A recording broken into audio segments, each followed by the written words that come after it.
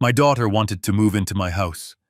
When I refused, her husband hurled a solid oak chair right at my head. "You are so selfish," my daughter screamed as blood poured down my face. I locked myself in the bathroom, calmly drove to the emergency room, and texted my lawyer. Phase 1 is complete. An hour later, the police kicked my front door off its hinges. Before I continue this story, let me know where you are watching from in the comments below. Hit like and subscribe if you have ever had to stand up to family who underestimated your worth. Now let me tell you how a 70-year-old retired contractor ended up bleeding in his own dining room just to trap the monsters living under his roof. I am Harrison Caldwell. I am 70 years old, a widower, and a retired commercial contractor. I live in Fairfax, Virginia, in a $2.5 million estate that I built from the ground up. I do not mean I just paid for it. I mean my own sweat is in the foundation. I poured the concrete. I framed the walls.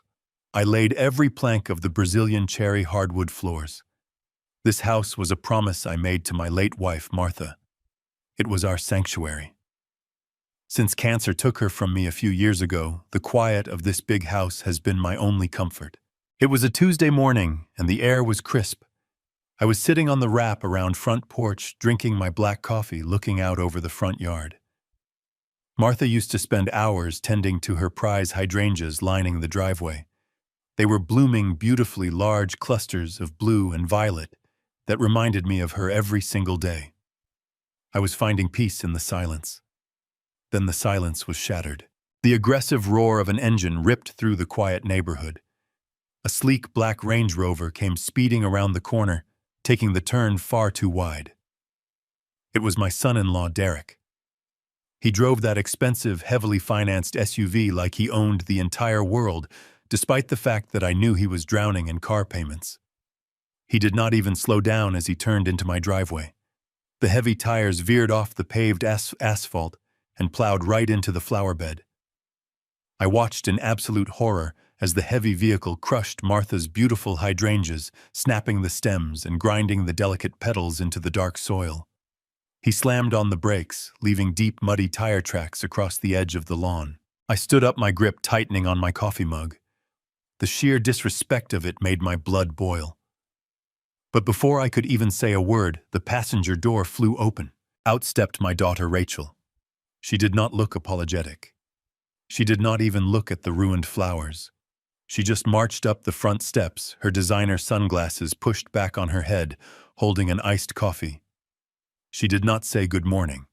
She did not ask how I was doing. She just walked past me, pulling her phone from her designer handbag. Right behind her, Derek hopped out of the driver's seat.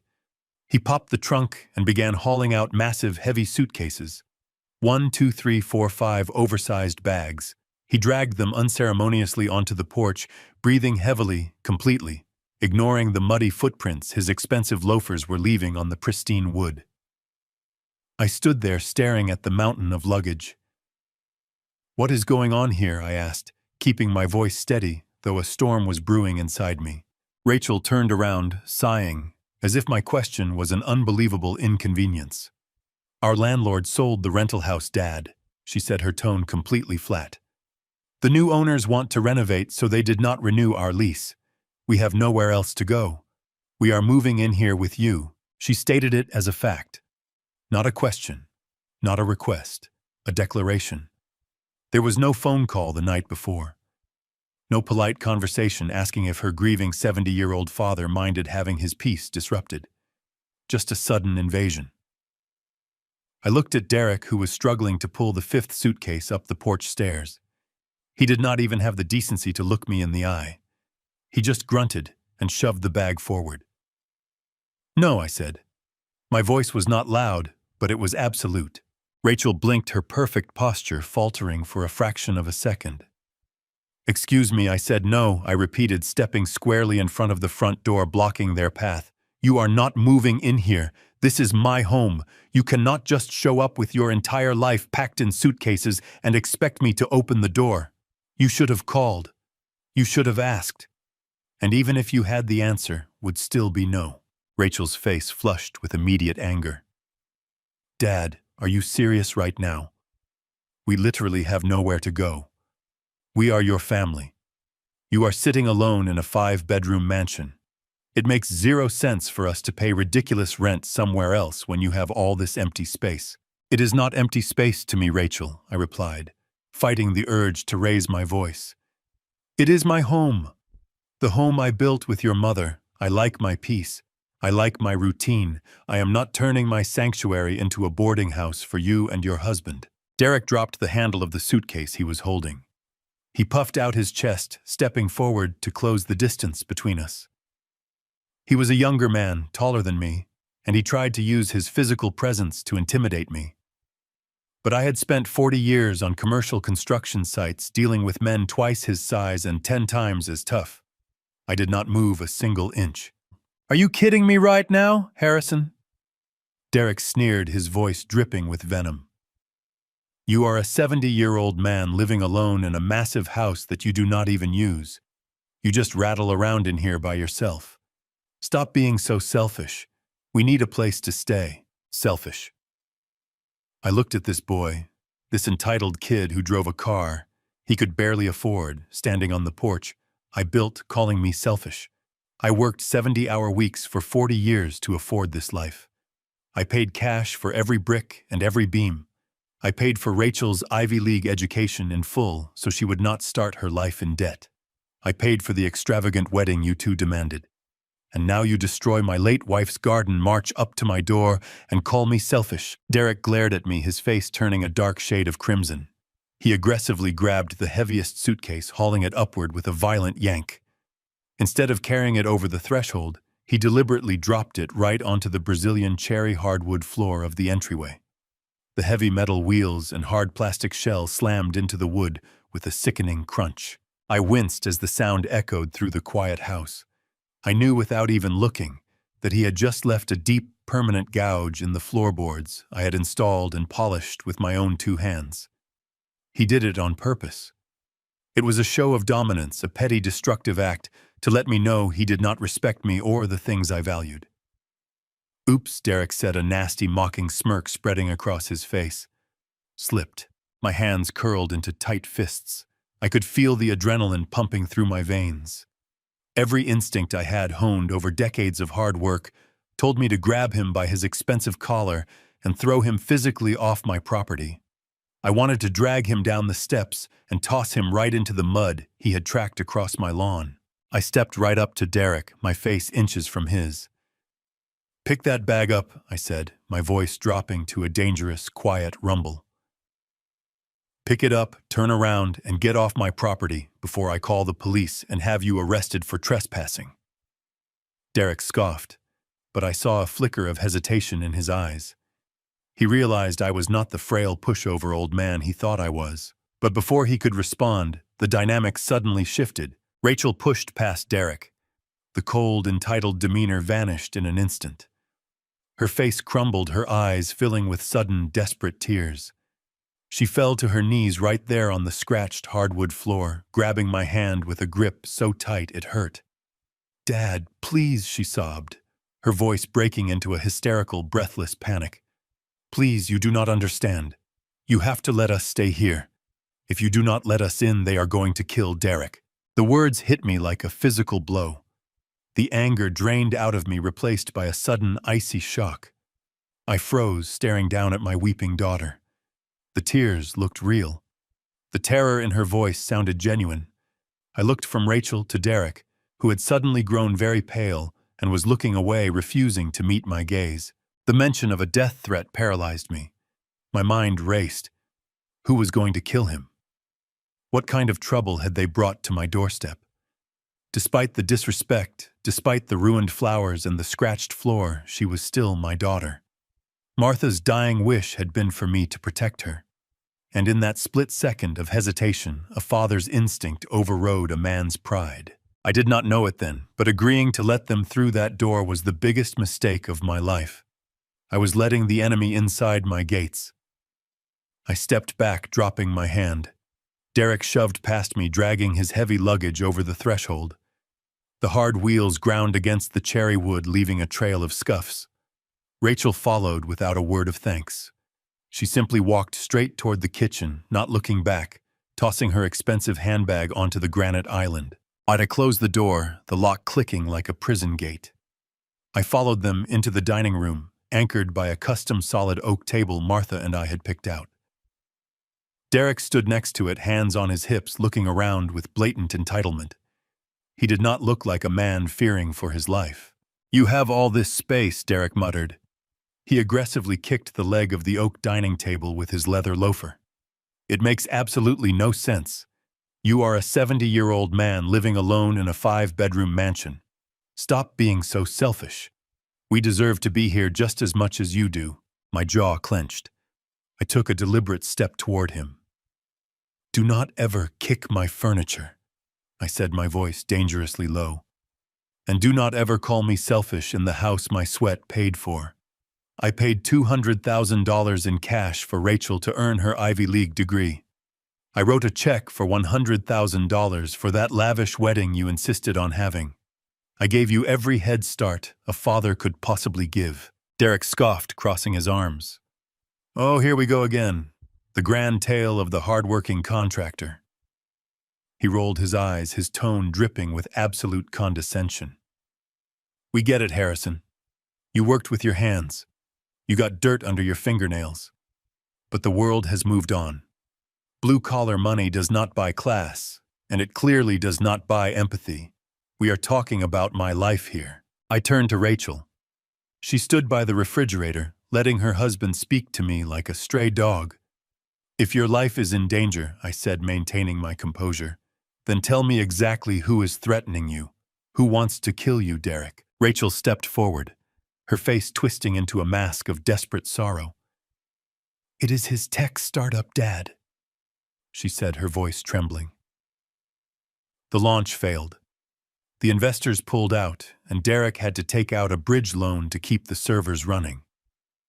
"We owe $50,000 to an aggressive private bank. They are not like normal bankers. They hire dangerous people. They said if we do not pay them back by the end of the month, they are going to make an example out of Derek." I stared at her, my mind working through the logistics. I had dealt with banks and financiers for 4 decades. Private banks, even aggressive ones, did not threaten to murder people over a $50,000 loan. They filed lawsuits. They placed liens on assets. They ruined credit scores. They did not send hitmen. The math simply did not add up. But I looked at her pale face, and the memory of Martha asking me to look after our daughter echoed in my mind. I could not turn her away if there was even a fraction of a chance she was in danger. "Fine," I said, pulling away from her touch. "You can stay. But you are staying on my terms." Rachel breathed a sigh of relief, but I held up a hand to stop her. "You have exactly 6 months," I stated firmly. "Not 1 day more. You will use that time to pay off this supposed debt and find a new place. Furthermore, Derek, you will get a real job. Not a startup, not a scheme, but actual employment. And lastly, my private home office at the end of the hall is strictly off-limits to both of you. You do not go in there for any reason." Derek smirked, an arrogant twist of his lips, showing zero intention of following my rules. "Sure thing, boss," he mocked lightly. 6 months. Do not worry, we will be out of your precious hair before you know it." They grabbed their bags and headed upstairs, leaving me standing alone in the dining room. I looked down at the scratch on my hardwood floor, a sinking feeling settling in my stomach. Against my better judgment, I had opened my doors to them. I had surrendered my peace. That night, the house felt heavy, oppressive, like the thick air before a storm. I tossed and turned, staring at the ceiling. Her story kept replaying in my mind over and over. $50,000, private banks, hitmen. It was a poorly constructed lie, and my gut instinct screamed that I was missing a massive piece of the puzzle. By 3 a.m, sleep was a lost cause. My throat was dry, so I slipped out of bed to get a glass of cold water. I did not turn on the hallway lights. I knew every inch of this house by heart, having framed the very walls I was walking past. As I moved silently down the carpeted corridor, I noticed a faint red light dancing near the floorboards ahead of me. I stopped pressing my back flat against the wall, holding my breath. A few yards away, bathed in the pale moonlight, stood Derek. He was standing right outside the closed door of my master bedroom. In his hand, he held a digital laser tape measure, the exact kind contractors use to map out room dimensions. He pressed the button, sending a sharp red beam across the floor, straight toward the gap under my door. He checked the digital readout, muttered under his breath, and typed a note into his phone. "What are you doing?" I asked, my voice slicing through the silent darkness like a blade. Derek jumped, nearly dropping the laser measure. He spun around, his eyes wide with shock. He quickly hid the device behind his back, his chest heaving. "Oh, Harrison," he stammered, his arrogant tone replaced by a nervous flutter. "You startled me. I could not sleep. I was just measuring the hallway." "Measuring the hallway at 3 in the morning, I asked, taking a slow step toward him. "Yeah," he said, forcing a weak laugh. "Rachel and I have this old runner rug from our last place. I just wanted to see if it would fit here. You know, to protect your precious floors." I looked at him, my expression blank. I knew for an absolute fact that they had thrown away all their rugs before packing. I had seen the empty trash bags sitting on their curb last week. Derek was lying straight to my face. He was not measuring for a rug. He was measuring the exact distance from the staircase to my bedroom door. He was calculating how long it would take to reach me in the dark. "Right," I said coldly. "Go back to sleep, Derek." He scurried away down the hall like a frightened rat. I watched him go, the realization crashing over me. They had brought the danger directly to my door. The heavy oak door clicked shut, sealing us inside. I stood staring at the 5 massive suitcases cluttering my entryway. The silence of my sanctuary had been shattered, replaced by the anxious breathing of my daughter and the sullen silence of my son-in-law. Rachel wiped her face, a flash of relief replacing the terror she displayed moments ago. Derek did not say a word of gratitude. He simply picked up the heaviest suitcase, the one he had dropped on my floor, and began dragging it toward the grand staircase. The wheels ground against the polished wood. "Stop right there," I commanded, my voice slicing through the tension like a blade. Derek froze, his foot hovering over the bottom step. He slowly turned his head, annoyance written on his face. I pointed to the hallway leading to the guest wing. "You are not going upstairs," I stated firmly. "The upper floor is my private space. You will take the guest bedroom on the ground floor. It has enough space for what you brought. This house stays clean, and it stays orderly." Rachel rushed forward, placing a hand on my arm. "Of course, Dad," she murmured quickly. "We will keep to ourselves. We just need a safe place to figure things out." I looked into her eyes. "I love you, Rachel," I said softly. "But I am not a fool. If someone is truly trying to kill Derek over a failed business loan, we need to call the police right now. We need to file a report and get professional protection." I reached into my pocket for my phone. "No!" Rachel gasped, her voice shrill with panic. She grabbed my wrist, stopping me. "No police, Dad. Please. You do not understand these people. If we involve the authorities, they will know. They have people everywhere. It will only make things worse. We just need time to lay low and gather the funds to pay them back." I studied her face carefully. The fear seemed real, but the logic was entirely flawed. Normal hard money lenders did not operate like a cartel movie. However, the sheer desperation in her grip made me pause. "Fine," I agreed, reluctantly slipping my phone away. "But we are setting ground rules right now. You have exactly 6 months to resolve this mess and find a new place, not 1 day more. And Derek, you will get a physical job immediately. No more imaginary tech startups. You will earn an honest wage until this debt is cleared." Derek let out a heavy sigh, rolling his eyes as he adjusted his grip on the suitcase. "Yeah, sure. Whatever you say, Harrison," he muttered. He turned and began dragging the luggage down the hall toward the guest suite. I stood alone in the foyer, the quiet of the house returning, but it felt entirely different now. It was not a peaceful silence. It was a heavy, suffocating quiet, pregnant with unspoken secrets and lingering resentment. I walked into the kitchen, poured my cold coffee down the sink, and gripped the edge of the counter. I had allowed them into my home out of a father's instinct to protect, but my gut screamed that I had just made a catastrophic error. The rest of the day passed in a tense blur. They remained hidden in the guest room, unpacking and speaking in hushed, urgent whispers. I stayed in my study, a large room at the end of the east hallway. It was my personal retreat, lined with bookshelves, a heavy mahogany desk, and a large safe containing my important documents. I locked the door, finding comfort in the solid click of the deadbolt. When evening fell, the atmosphere grew even more oppressive. We ate dinner in near silence. Derek picked at his food, his face buried in his smartphone, completely ignoring basic table etiquette. Rachel attempted to force a cheerful conversation, but the words felt hollow and painfully rehearsed. Every time I looked at Derek, I saw a profound, unearned arrogance masking what should have been absolute humiliation. He did not look like a man hiding from violent loan sharks. He looked like an entitled brat, annoyed by his accommodations. I went to bed early, locking my bedroom door out of a newly formed habit. Sleep, however, completely eluded me. I tossed and turned, the events of the day replaying in my mind. Rachel's sudden tears, the specific threat of murder over a relatively small business debt, Derek's blatant disrespect. The pieces of the puzzle did not fit together. By 3 a.m, the silence of the house was absolute. I got up for a glass of water. I did not turn on the hallway lights. I moved silently, my bare feet making no sound on the carpet. As I approached the top of the stairs, I noticed a faint red light dancing near the floorboards in the hallway below. I stopped, pressing my back flat against the wall, holding my breath. I crept down the stairs, peering around the corner. A few yards away, bathed in the pale moonlight filtering through the windows, stood Derek.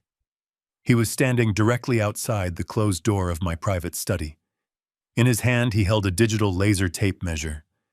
He pressed the button, sending a sharp red beam across the floor, straight toward the gap under the door. He checked the digital readout, muttered under his breath, and quickly typed a note into his phone. He then aimed the laser at the door hinges and the heavy deadbolt, measuring the precise dimensions of the solid wood frame. "What are you doing?" I asked, my voice slicing through the darkness like a blade. Derek jumped, nearly dropping the laser measure. He spun around, his eyes wide with sudden shock. He quickly shoved the device behind his back, his chest heaving as he tried to compose himself. "Oh, Harrison," he stammered, his arrogant tone replaced by a nervous flutter. "You startled me." I could not sleep. I was just measuring the hallway. Measuring the hallway at 3 a.m, I asked, taking a slow, deliberate step toward him. "Yeah," he said, forcing a weak laugh. "Rachel and I have this old runner rug from our last place. I just wanted to see if it would fit here. You know, to protect your precious floors." I looked at him, my expression completely blank. I knew for a fact, though, that they had thrown away all their rugs before packing. Derek was lying straight to my face. He was not measuring for a runner rug. He was measuring the exact dimensions of my locked study door. He was calculating what it would take to breach my private space. "Right," I said coldly, never breaking eye contact. "Just go back to sleep, Derek." He scurried away down the hall like a frightened rat, disappearing into the guest suite. I stood alone in the dark, the cold realization crashing over me with terrifying clarity. They were not hiding from violent loan sharks. They were hiding a much darker agenda, and I was their primary target. My peaceful sanctuary had officially become a dangerous war zone. The next morning, the heavy atmosphere in the house felt completely suffocating. I sat at the kitchen island, staring down at a mug of black coffee, listening to the rhythmic hum of the refrigerator. My mind kept returning to Derek in the dark hallway, his laser measure glowing red against my bedroom door. I knew I needed to keep my expressions unreadable. When Derek finally dragged himself downstairs, he avoided my gaze entirely, grabbing a protein bar and retreating to the living room. Rachel, however, was behaving entirely out of character. She floated into the kitchen wearing a bright, cheerful smile that did not quite reach her eyes. She hummed a light tune as she began pulling pans from the cabinets, offering to cook me a lavish breakfast. I declined politely, stating I just needed to grab the morning mail. I walked down the long driveway to the ornate brick mailbox near the street. The crisp Virginia air usually brought me peace, but today it offered no comfort. I opened the heavy metal door and pulled out a stack of envelopes. Most were standard bills and local advertisements. But near the bottom of the pile, a thick black envelope caught my immediate attention. It was addressed directly to Derek. The return address was printed in bold silver lettering. Apex Funding. My breath caught in my throat. I stood perfectly still on the edge of the driveway, staring at the sinister envelope. During my 40 years as a commercial contractor, I had seen many men lose their businesses to bad debt. Apex Funding was not a legitimate bank or a standard investment firm. They were notorious hard money lenders operating in the shadows of the Virginia financial sector. They were deeply connected to the criminal underworld, utilizing ruthless, violent tactics to collect on their loans. Derek had lied to me. He did not owe money to a desperate tech investor. He was in bed with the mob. I tucked the black envelope into my coat pocket and walked back inside the house, my mind racing with terrifying possibilities. I found Rachel standing near the kitchen sink. She was holding my orange prescription bottle, the heart medication my cardiologist had prescribed to keep my blood pressure stable. Before I could say a word, she casually tossed the entire plastic bottle into the trash can. "What are you doing?" I asked, my voice tight with suppressed alarm. "Those are my daily prescriptions." Rachel turned to me, her face glowing with manufactured affection. "Do not worry about those cheap generic pills, Dad," she said in a sickeningly sweet tone. "I was reading up on heart health last night, and those commercial drugs do more harm than good. I bought you something much better." She reached into her apron pocket and pulled out a sleek, unmarked silver pillbox. She opened it and handed me a large, clear capsule filled with a fine white powder. "These are premium imported supplements. They are completely natural and cost a fortune. I bought them just for you. I want you to be healthy and strong so we can enjoy this time together." I looked down at the capsule resting in the palm of my hand. The plastic casing felt cold. Every instinct in my body screamed at me to drop it. The sudden shift in her behavior, the discarded prescription, the mysterious powder, it all painted a deeply disturbing picture. But I knew I could not reveal my suspicions. If I confronted her now, she would simply invent another lie. "Thank you, Rachel," I said, forcing a grateful smile. "That is very thoughtful of you." I raised my hand to my mouth, pretending to toss the capsule back. I took a large gulp of water from my glass, making a show of swallowing it down. But in reality, I had smoothly slipped the capsule under my tongue. Rachel watched my throat bob with intense, unblinking focus. When I set the glass down, her shoulders relaxed, and that fake, chilling smile returned to her face. I excused myself, claiming I needed to get dressed for some morning errands. Once I was safely locked inside my bathroom, I spat the intact capsule into a tissue, wrapping it carefully and shoving it deep into my pocket. An hour later, I drove my truck toward the center of Fairfax. I parked in front of my primary bank, the institution that held my most important documents, including my property deed and my final will. I walked straight to the manager's office. Sarah, the branch manager I had known for over 15 years, greeted me with a warm, familiar smile. "Harrison, it is always a pleasure to see you," she said, gesturing for me to sit down. "I assume you are here about the safe deposit box I wanted to call you, but I figured everything was sorted out." I frowned, gripping the armrests of the leather chair. "Sorted out? What do you mean, Sarah?" Her smile faltered, replaced by a look of mild confusion. "I am so sorry we could not help Rachel yesterday," she explained gently. "She came in right before closing time. She said your mobility was declining, and you needed her to retrieve some vital real estate documents from your box. She presented a power of attorney form, but unfortunately it lacked a legitimate notary seal. Our policy is very strict on these matters, so I had to turn her away. I assumed she went home to have you fix the paperwork." The blood drained entirely from my face. The room seemed to tilt on its axis. "I never drafted a power of attorney, Sarah," I said, my voice barely above an absolute whisper. "I never authorized Rachel to access my box, and my mobility is perfectly fine." Sarah gasped, her professional demeanor shattering into genuine alarm. "Harrison, she presented a document with your signature on it. It looked identical to the signature we have on file. If you did not sign that paper, then your daughter attempted to commit severe financial fraud against your accounts." I sat in the sterile office, struggling to pull oxygen into my lungs. They were not just looking for a place to crash. They were actively trying to steal my entire estate. The forged signature, the mob debt, the sinister hallway measurements.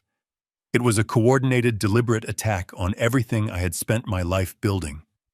I instructed Sarah to place a maximum security freeze on all my accounts. I walked out of the bank in a complete daze, my mind completely numb from the horrific revelation.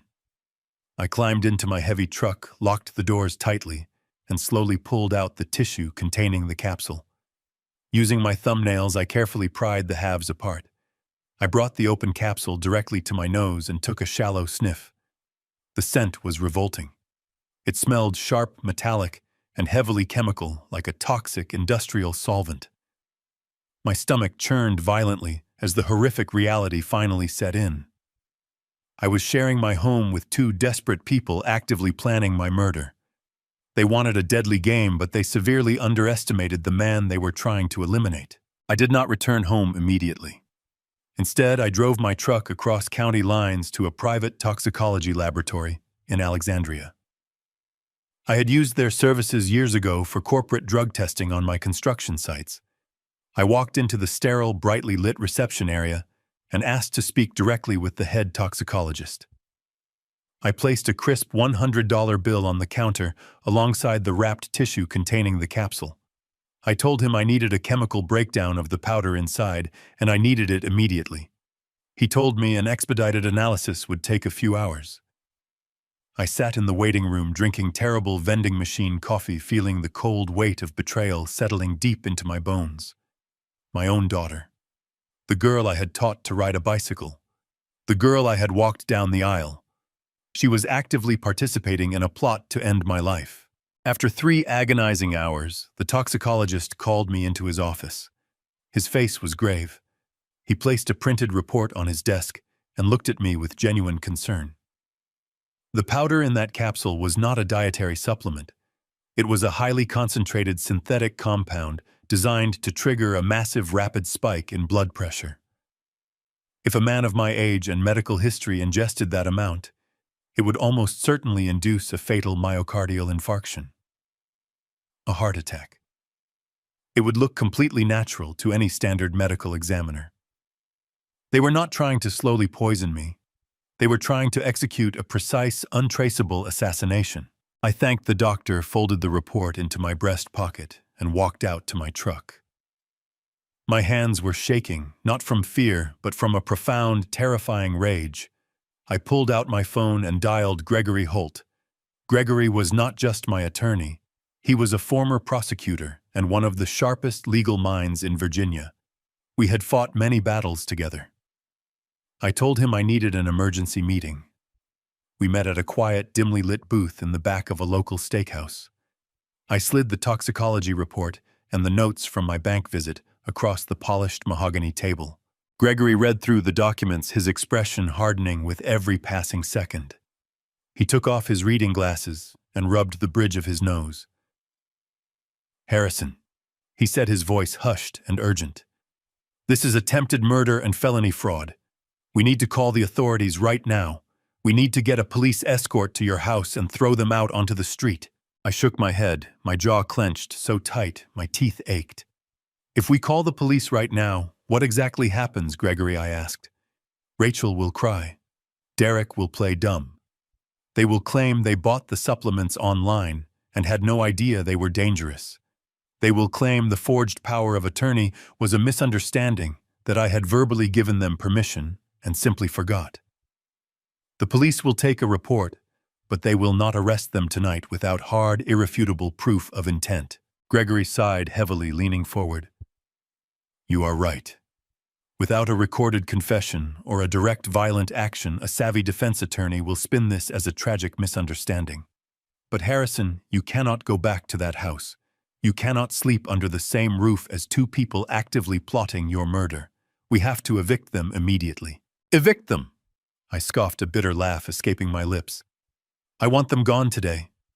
I want to change the locks and throw their designer bags onto the front lawn. You cannot do that, Gregory warned, his tone dead serious. Under Virginia law, they have been in your home long enough to establish basic tenant rights. If you change the locks or throw their property outside, they will call the police on you for an illegal self-help eviction. The officers will force you to let them back inside. To remove them legally, we would have to serve them with a 30-day notice file, an unlawful detainer in civil court, and wait for a judge to grant an eviction order. The entire process could take up to 6 months. 6 months. I stared at Gregory, the sheer absurdity of the legal system washing over me. You are telling me that I have to live with my would-be murderers for half a year, while a judge decides if I am allowed to kick them out of the house I built. During those 6 months, they will have access to my food, my water, my daily routine. They will have thousands of opportunities to slip that poison into my life. I will be a prisoner in my own sanctuary waiting for the executioner to strike. Gregory looked at me with deep sympathy. The law is designed to protect tenants from abusive landlords, Harrison. It does not account for sociopathic family members. If you want them out of that house tonight permanently, without going through a civil eviction, you need them removed in handcuffs. You need them charged with a violent felony. A felony arrest triggers automatic protective orders. It revokes their right to the property immediately. But to get a felony arrest, we need absolute, undeniable evidence of a crime in progress. I looked down at my scarred, calloused hands. Hands that had built skyscrapers. Hands that had carried my daughter when she was too tired to walk. I had spent my entire life building and protecting. Now I had to become the predator. I needed to hunt the people living in my guest room. I looked up at Gregory, my decision made. I do not just want them evicted, Gregory. I want them destroyed. I want them in federal prison. Prepare the paperwork for a restraining order. Have it ready to file the moment I give the word. I am going to get you your undeniable evidence. The sun rose over Fairfax, casting long shadows across my manicured lawn. I had not slept a single wink since my encounter with Derek in the hallway. My mind was operating with the cold, mechanical precision I reserved for complex structural engineering problems. Every creak of the floorboards, every hushed whisper from the guest suite below was a new data point. I needed to understand the true architecture of their lie.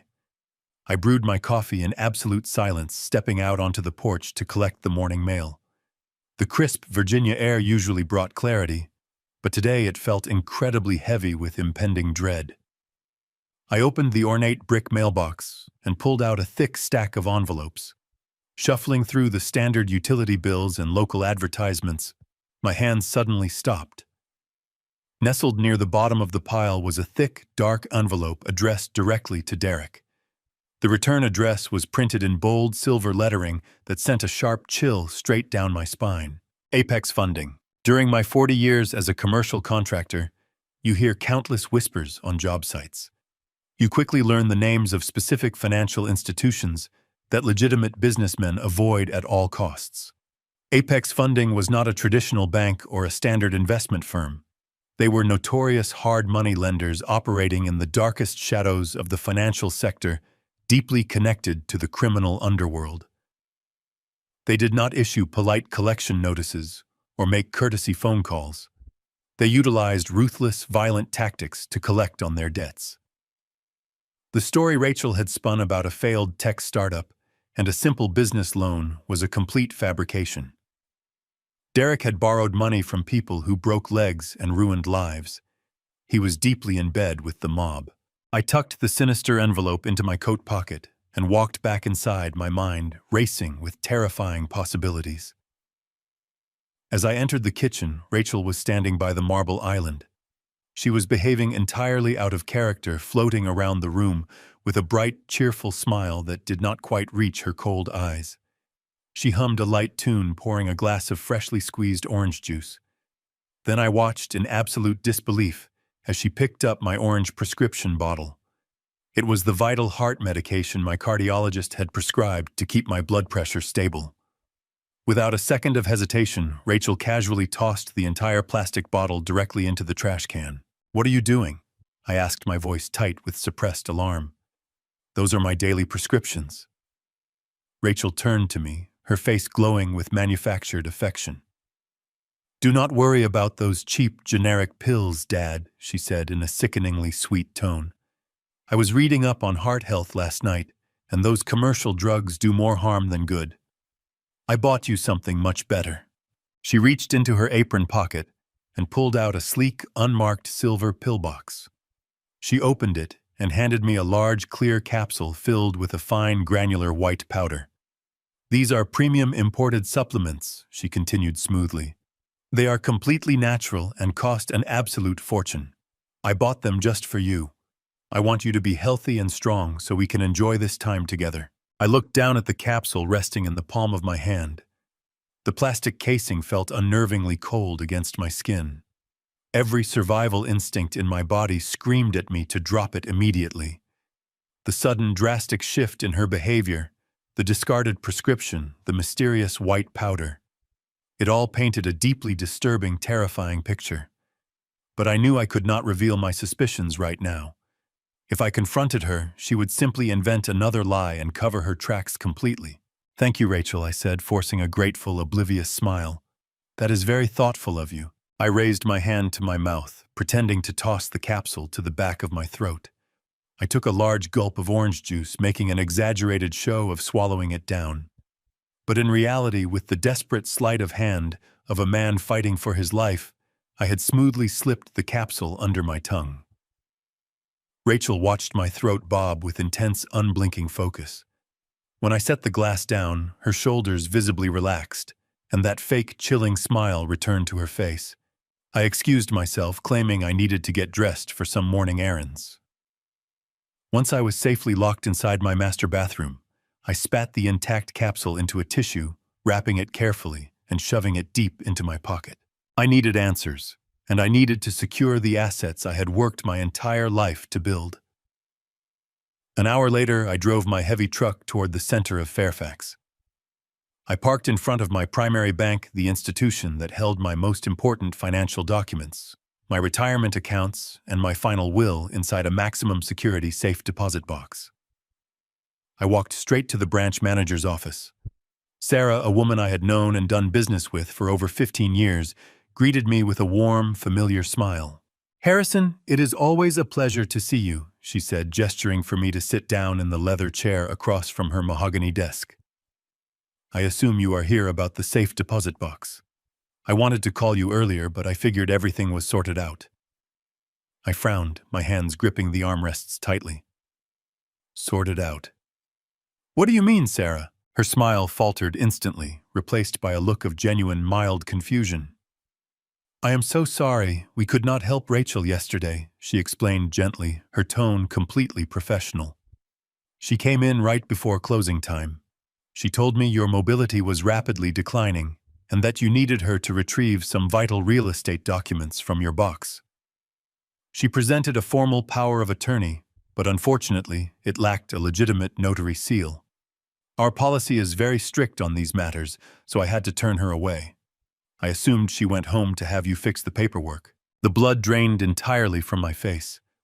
The walls of the office seemed to tilt on their axis, the ambient noise of the bank fading into a high-pitched ringing in my ears.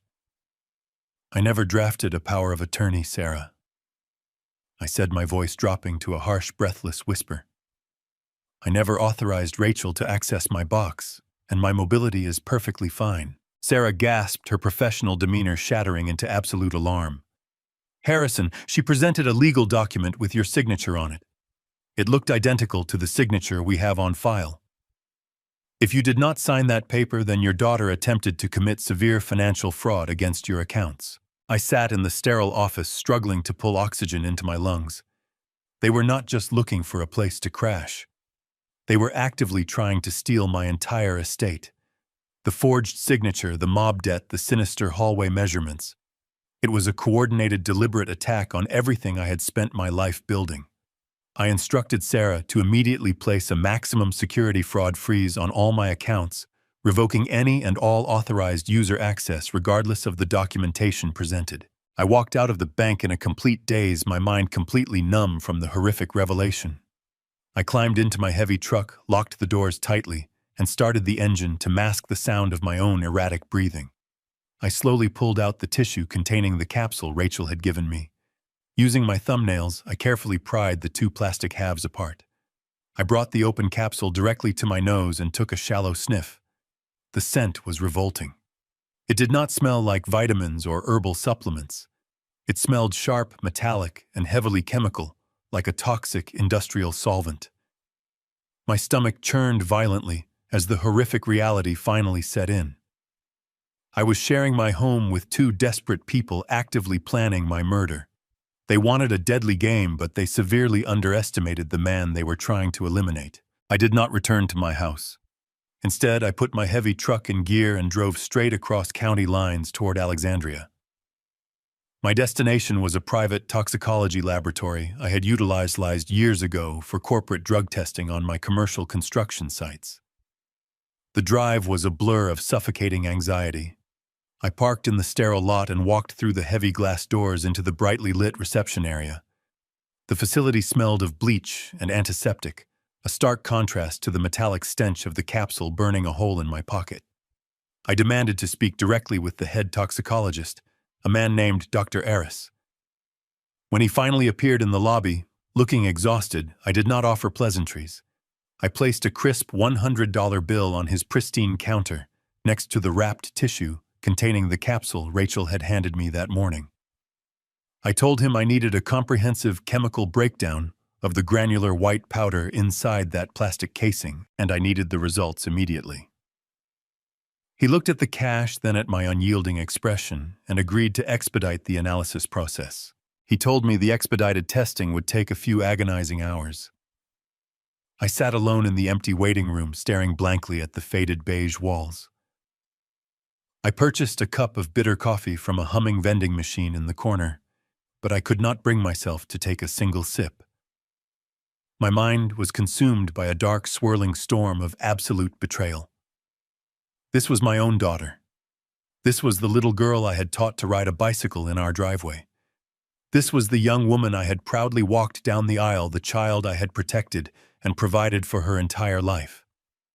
She was not just a passive bystander in some misguided financial scheme. She was an active, willing participant in a calculated plot to end my life. She had looked me directly in the eyes, smiled with manufactured affection, and handed me a fatal dose of poison, all while claiming it was a premium health supplement. The sheer sociopathic nature of her deception was difficult to process. I felt a cold, heavy weight settling deep into my bones, extinguishing the last embers of paternal warmth I held for her. She had chosen her path, aligning herself with a ruthless criminal and his mob debt. After 3 excruciating hours of silent contemplation, Dr. Aris finally called me into his private back office. His face was exceptionally grave, the professional detachment replaced by a look of profound concern. He gestured for me to sit down in the metal chair across from his desk. He carefully placed a printed, detailed laboratory report between us and tapped the page with his pen. The powder inside that capsule was not a dietary supplement, a vitamin, or anything remotely related to health and wellness. He explained, his voice low and serious. It was a highly concentrated synthetic chemical compound specifically designed to trigger a massive, uncontrollable spike in blood pressure. He looked at me, assessing my age and physical condition. If a man of your demographic and medical history ingested that precise amount of the compound, he stated firmly, it would almost certainly induce a sudden catastrophic myocardial infarction, a fatal heart attack. Furthermore, the chemical was designed to break down rapidly in the human bloodstream. By the time a standard medical examiner performed a routine autopsy, it would look like a completely natural, tragic medical event. They were executing a precise, virtually untraceable assassination. I thanked the doctor, my voice remarkably steady despite the hurricane of rage tearing through my chest. I carefully folded the official toxicology report, sliding it into my breast pocket, alongside the notes I had taken regarding the forged bank documents. I walked out of the sterile laboratory and back to my waiting truck. My hands were shaking as I gripped the steering wheel, but the tremors were not born from fear. They were born from a terrifying anger.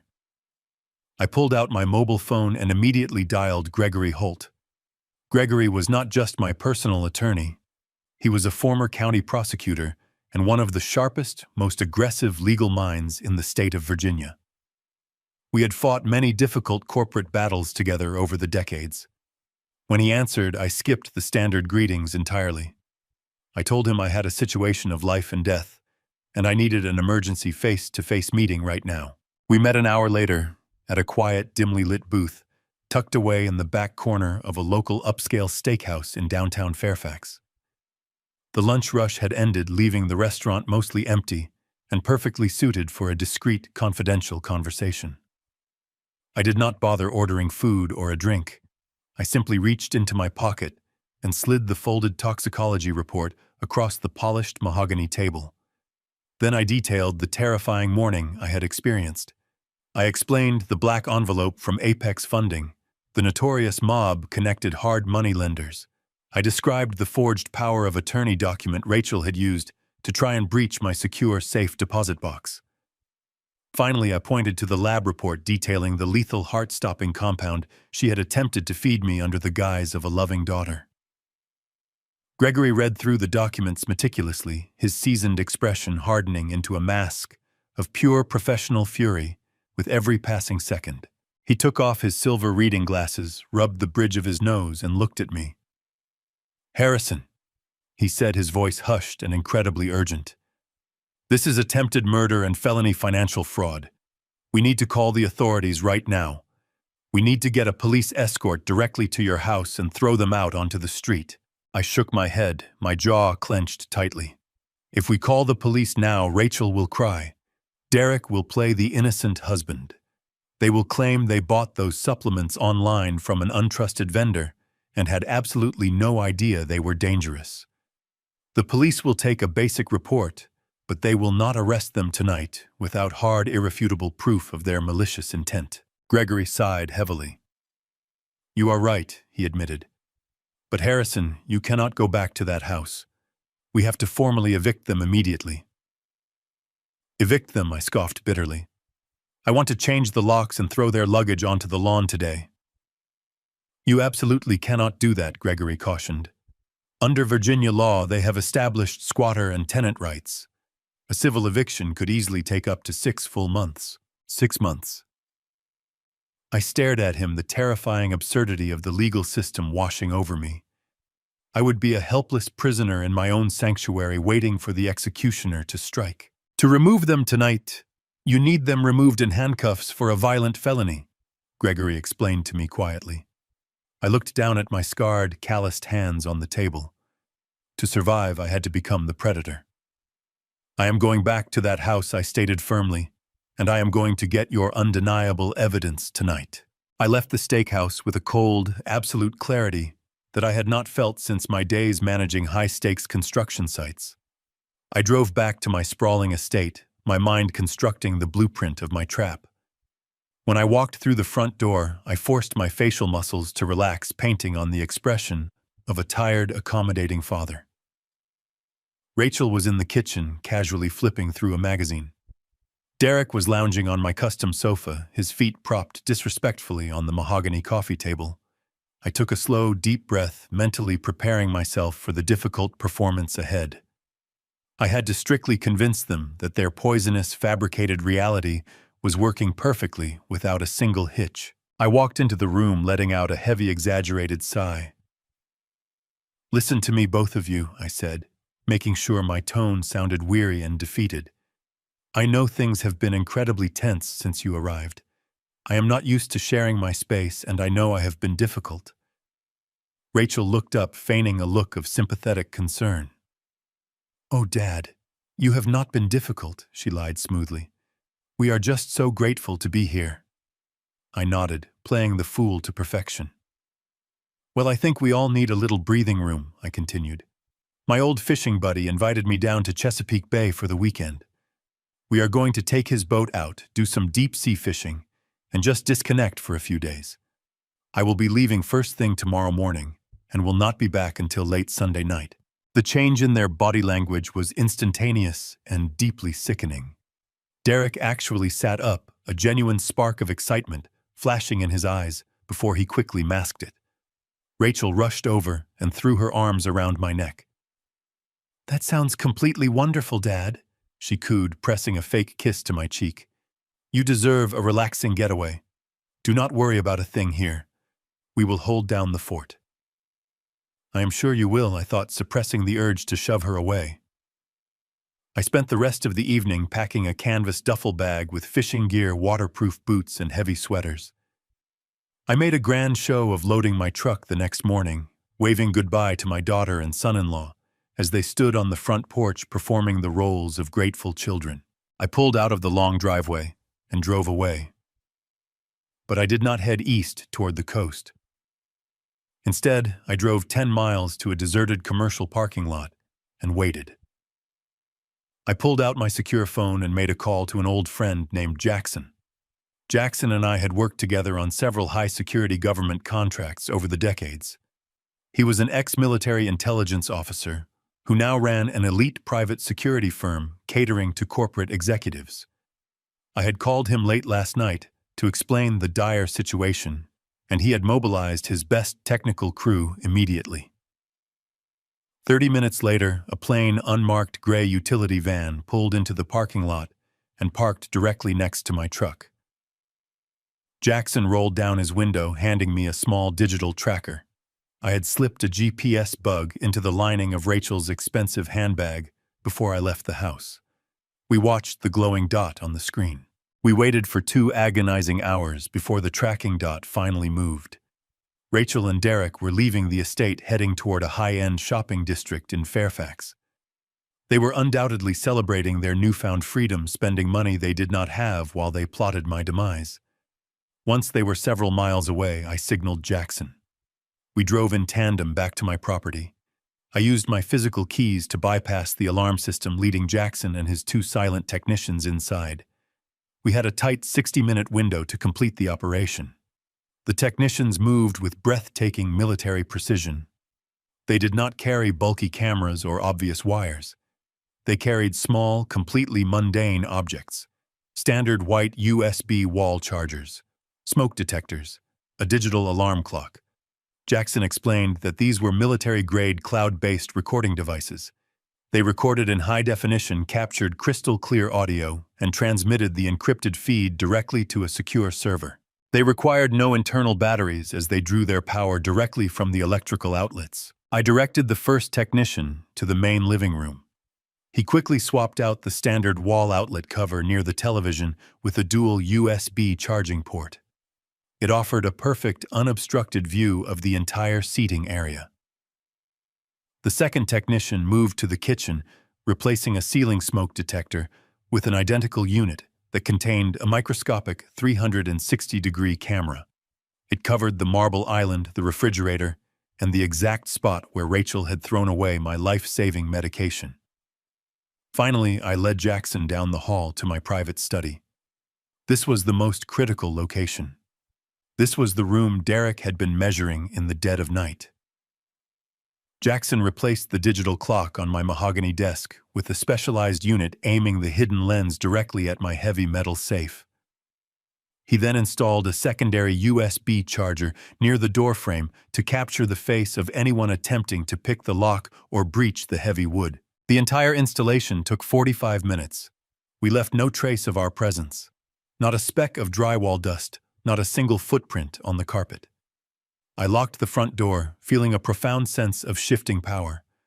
For the past 3 days, I had been a helpless victim in my own home, reacting to their lies, constantly looking over my shoulder. Now I possessed the all-seeing eyes they knew nothing about. I shook Jackson's hand in the driveway, thanking him for his flawless execution. I climbed back into my truck and drove to a small, nondescript motel on the outskirts of town. I paid for the room in cash, locked the heavy door, and sat down on the edge of the stiff bed. I pulled out my laptop, connecting to the secure, encrypted network Jackson had provided. The screen flickered to life, dividing into multiple high-definition video feeds. I could see my living room, my kitchen, and my private study in absolute clarity. The audio feed picked up the ambient hum of the refrigerator and the ticking of the grandfather clock in the hallway. I sat there, in the dim light of the motel room, watching my empty house, waiting for the rats to return to the trap. I was no longer the confused, accommodating father. I was no longer the aging contractor they thought they could easily manipulate and murder. The dynamic had fundamentally changed. They thought they had the entire weekend to execute their dark, sinister agenda without any supervision. They thought they were operating in total secrecy. But as I watched the live video feeds illuminate the shadows of my home, a cold, hard resolve solidified in my chest. I was no longer reacting to their treachery. I was officially hunting them. I sat in the dim light of the cheap motel room, watching the empty feeds of my house on the bright screen. I had the cameras, and I had the tracking device, but observing them was simply not enough. I needed to know exactly what they were planning and how they intended to execute it. I needed undeniable proof of their malicious intent to present to the authorities. If they were willing to poison me to inherit my estate, they needed a compelling reason to act quickly. I needed to give them a target so incredibly tempting that they would abandon caution and rush their timeline. I needed a flawless bait. I opened a new document on my laptop and began to meticulously craft a counterfeit financial record. Utilizing my 4 decades of experience reviewing corporate financial statements, I designed a perfect replica of a premium banking summary. I formatted the document to display a massive recent liquidation of my long-term mutual funds. The fake statement showed a staggering sum of exactly $1,500,000 sitting entirely liquid and completely unsecured in a standard checking account. To anyone looking, it would appear as though I was preparing to make a massive cash purchase, leaving the funds completely vulnerable to a rapid transfer. This document would seal their fate. I checked the tracking application on my secure phone. Rachel and Derek were still many miles away, browsing the expensive boutiques in the Fairfax shopping district. I had a narrow, dangerous window of opportunity. I closed my laptop, grabbed my truck keys, and drove swiftly back to my property. I parked my heavy truck deep in the dense woods behind the estate, ensuring it remained completely hidden from the main road. I slipped through the back entrance, moving silently through the house I had built with my own 2 hands. I went straight into my private study and powered on my heavy office printer. The machine hummed to life, printing the fraudulent bank statement with crisp, official-looking black ink. I took the warm paper and folded it carefully, slipping it into a thick manila folder on my heavy mahogany desk.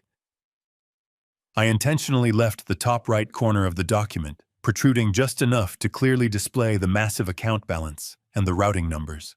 It was a visual magnet for greedy, desperate eyes.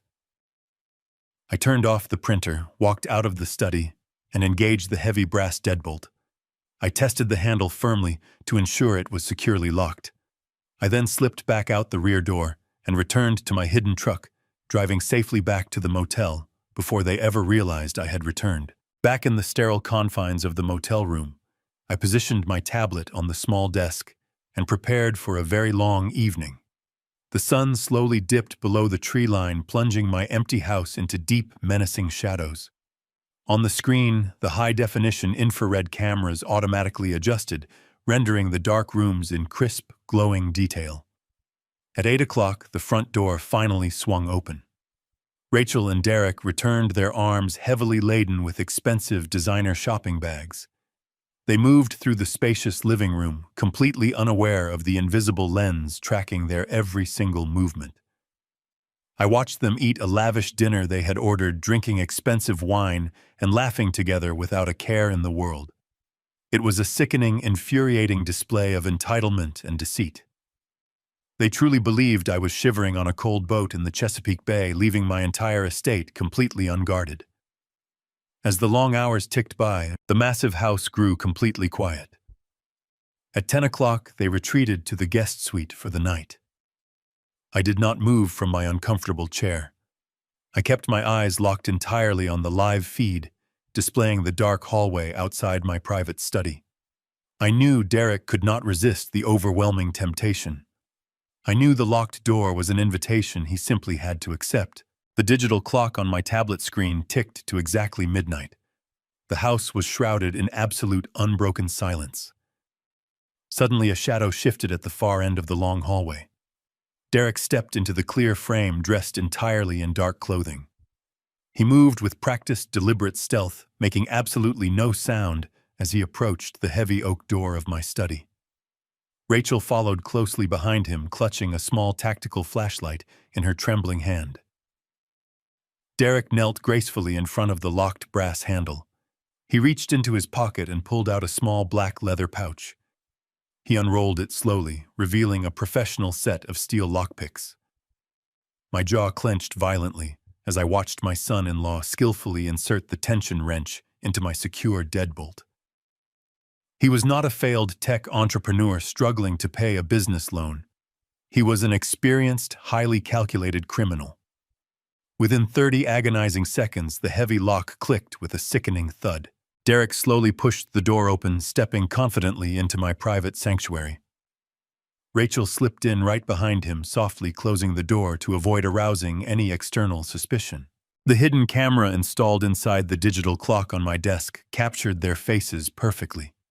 They moved directly toward the mahogany desk, their eyes sweeping rapidly over my personal files and documents. Rachel swept her flashlight beam across the polished wood surface, and the bright light immediately caught the protruding edge of the manila folder. Derek reached out quickly and pulled the fake bank statement free from its resting place. I watched the live feed intently as their eyes widened in absolute shock. They were completely captivated by the $1,500,000 sitting right in front of them. Derek tapped the paper, pointing eagerly to the routing numbers and the massive total. Rachel covered her mouth with her hand, a wide, sinister smile breaking across her face. They began whispering to each other, their voices barely picked up by the sensitive microphone, but their greedy intentions were undeniably clear. They had found the exact treasure they were searching for. The bait had been taken completely and totally. Now the final phase of my carefully constructed plan could begin.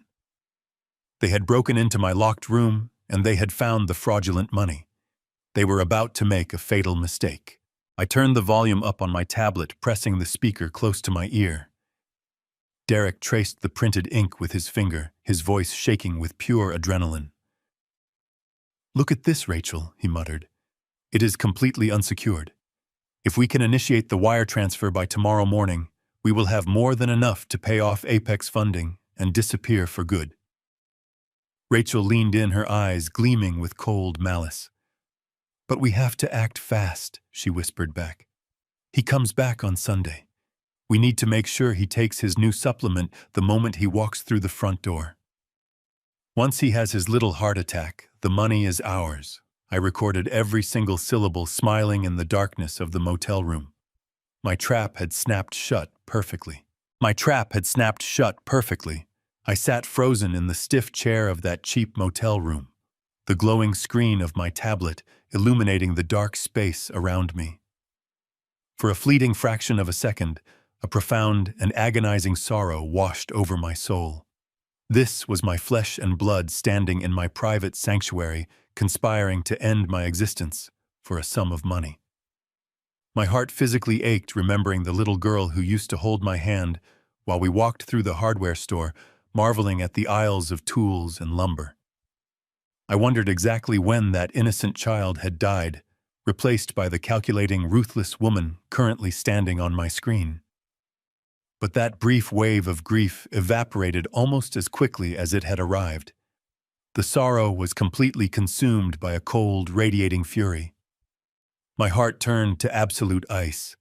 I was no longer a grieving father mourning the loss of his family.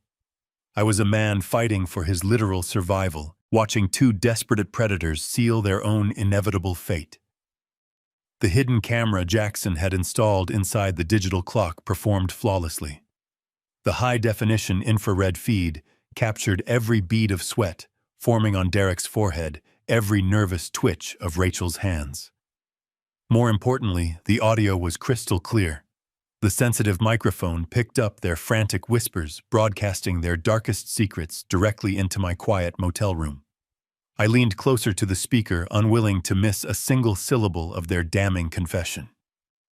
Derek was pacing back and forth across the perimeter of my mahogany desk, clutching the counterfeit bank statement as if it were a winning lottery ticket.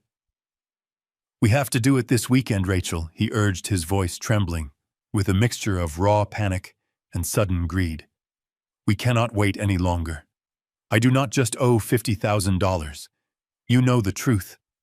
We cannot keep pretending this is just a minor business hiccup." Rachel grabbed his arm, her face twisting into a mask of pure desperation. "Keep your voice down," she hissed sharply, glancing toward the locked door. "I know what we owe Derek, but we have to be smart about this." Derek shook his head violently, running his free hand through his messy hair. "Smart, Rachel, there is no more time to be smart." He countered, his words spilling out in a frantic rush. "I owe Apex Funding $1.2 million. $1.2 million. It is not a small business loan. It was an illegal, highly leveraged margin call on a cryptocurrency exchange that went completely under. I borrowed hard mob money to cover the margin, thinking the market would rebound. It did not rebound. The money is gone, evaporated into thin air. And those animals at Apex do not care about market fluctuations. They care about their capital, and they care about the massive interest I have been dodging for the last 3 months." I sat back in my chair, the sheer magnitude of his stupidity leaving me briefly speechless. $1.2 million. The $50,000 story had been a pathetic, superficial lie designed to gain entry into my home. He had gambled with shadows, borrowing vast sums of illegal cash from dangerous men to play a volatile digital market. He had lost everything, and now he had brought the criminal underworld directly to my front doorstep. "They gave me 10 days, Rachel," Derek continued, his voice dropping to a terrified, breathless whisper. 10 days. The man who met me outside the coffee shop last week was not a collector. He was an enforcer. He told me that if I do not wire them the full balance by the end of next week, they are not going to take me to court. They are going to take me out to the woods.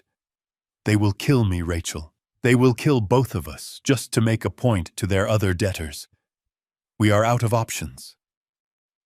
Rachel let out a shuddering breath, her eyes darting back to the fake bank statement resting on the desk. "I know, Derek. I know they are going to kill us," she replied, her tone completely devoid of any basic human empathy. "That is exactly why my father has to die first. He has lived a long, comfortable life. He has millions just sitting around in these accounts doing absolutely nothing while we are facing execution. It is not fair. He owes us this. We are his family. He should want to save us." The sheer audacity of her rationalization made my blood boil. She had twisted her own horrific greed into a warped sense of entitlement. She actually believed I deserved to be murdered so they could erase a debt created by Derek's monumental arrogance. I tried to do this the clean way, Rachel argued, her voice gaining a defensive, angry edge. "I went to the bank yesterday. I had the power of attorney documents completely forged and ready to go. I paid a man $1,000 to falsify the notary stamps and the signature verifications. I thought I could just walk into the branch, present the paperwork to Sarah, and initiate a $2 million reverse mortgage on this entire estate. I had the routing numbers prepared. We could have drained the equity from this house, paid off Apex Funding, and been on a plane to Europe by Monday morning. He would have never known until the bank came to foreclose." Derek scoffed, a bitter, resentful sound. "But it did not work, did it?" he snapped back. "Your brilliant plan failed." It was that idiot manager Sarah. Rachel spat venom dripping from every word. She flagged the notary seal. She claimed it looked suspicious and refused to process the reverse mortgage application. She said she needed my father to appear in person to verify the transaction. If she had just processed the paperwork, we would not have to use the supplements. We could have just taken the equity and left him with the debt. But now she has forced our hand. If we do not wire the funds by Thursday, we are dead. We have to use the chemical compound. We have to trigger the heart attack before he checks his accounts and sees the attempted mortgage inquiry. Derek nodded slowly, his eyes locked onto the printed numbers of my fake bank statement. He tapped the paper repeatedly. Look at this, Rachel. He has $1.5 million sitting in a liquid checking account. It is just sitting there. If he suffers a massive heart attack on Sunday night, you become the sole executor of the estate by Monday morning. The will explicitly states you take immediate control of all liquid assets upon his passing. We can transfer this cash directly to Apex funding before the autopsy is even scheduled. It is the perfect setup. We just have to make sure he takes the pill. I sat in the darkness of my motel room, the recorded conversation echoing in my ears. The puzzle was finally complete. Every single jagged piece had fallen perfectly into place for my final trap tonight. I sat in the stifling silence of the motel room, my eyes fixed on the glowing screen of my tablet. The trap had snapped shut perfectly, but the sheer venom pouring from the hidden speakers was still difficult to fully comprehend. Derek stood frozen by my mahogany desk, his trembling fingers clutching the fabricated bank statement. The lure of $1,500,000 had completely derailed whatever cautious instincts he possessed. But it was Rachel who truly commanded the room. My own flesh and blood, the child I had raised with every ounce of love I possessed, paced across the Persian rug like a caged predator. Her face, usually so carefully arranged into an expression of sweet innocence, was now twisted into a mask of absolute malice. The dim light of the study cast harsh shadows across her features, highlighting a cold, calculating darkness I had never seen before. She snatched the fake document from her husband's hands, her eyes scanning the impressive numbers with a hungry, desperate intensity. "This changes everything," she murmured, her voice vibrating with a chilling certainty. "We do not need the bank anymore. The reverse mortgage is completely dead." Sarah made sure of that with her pathetic rules and her annoying notary checks.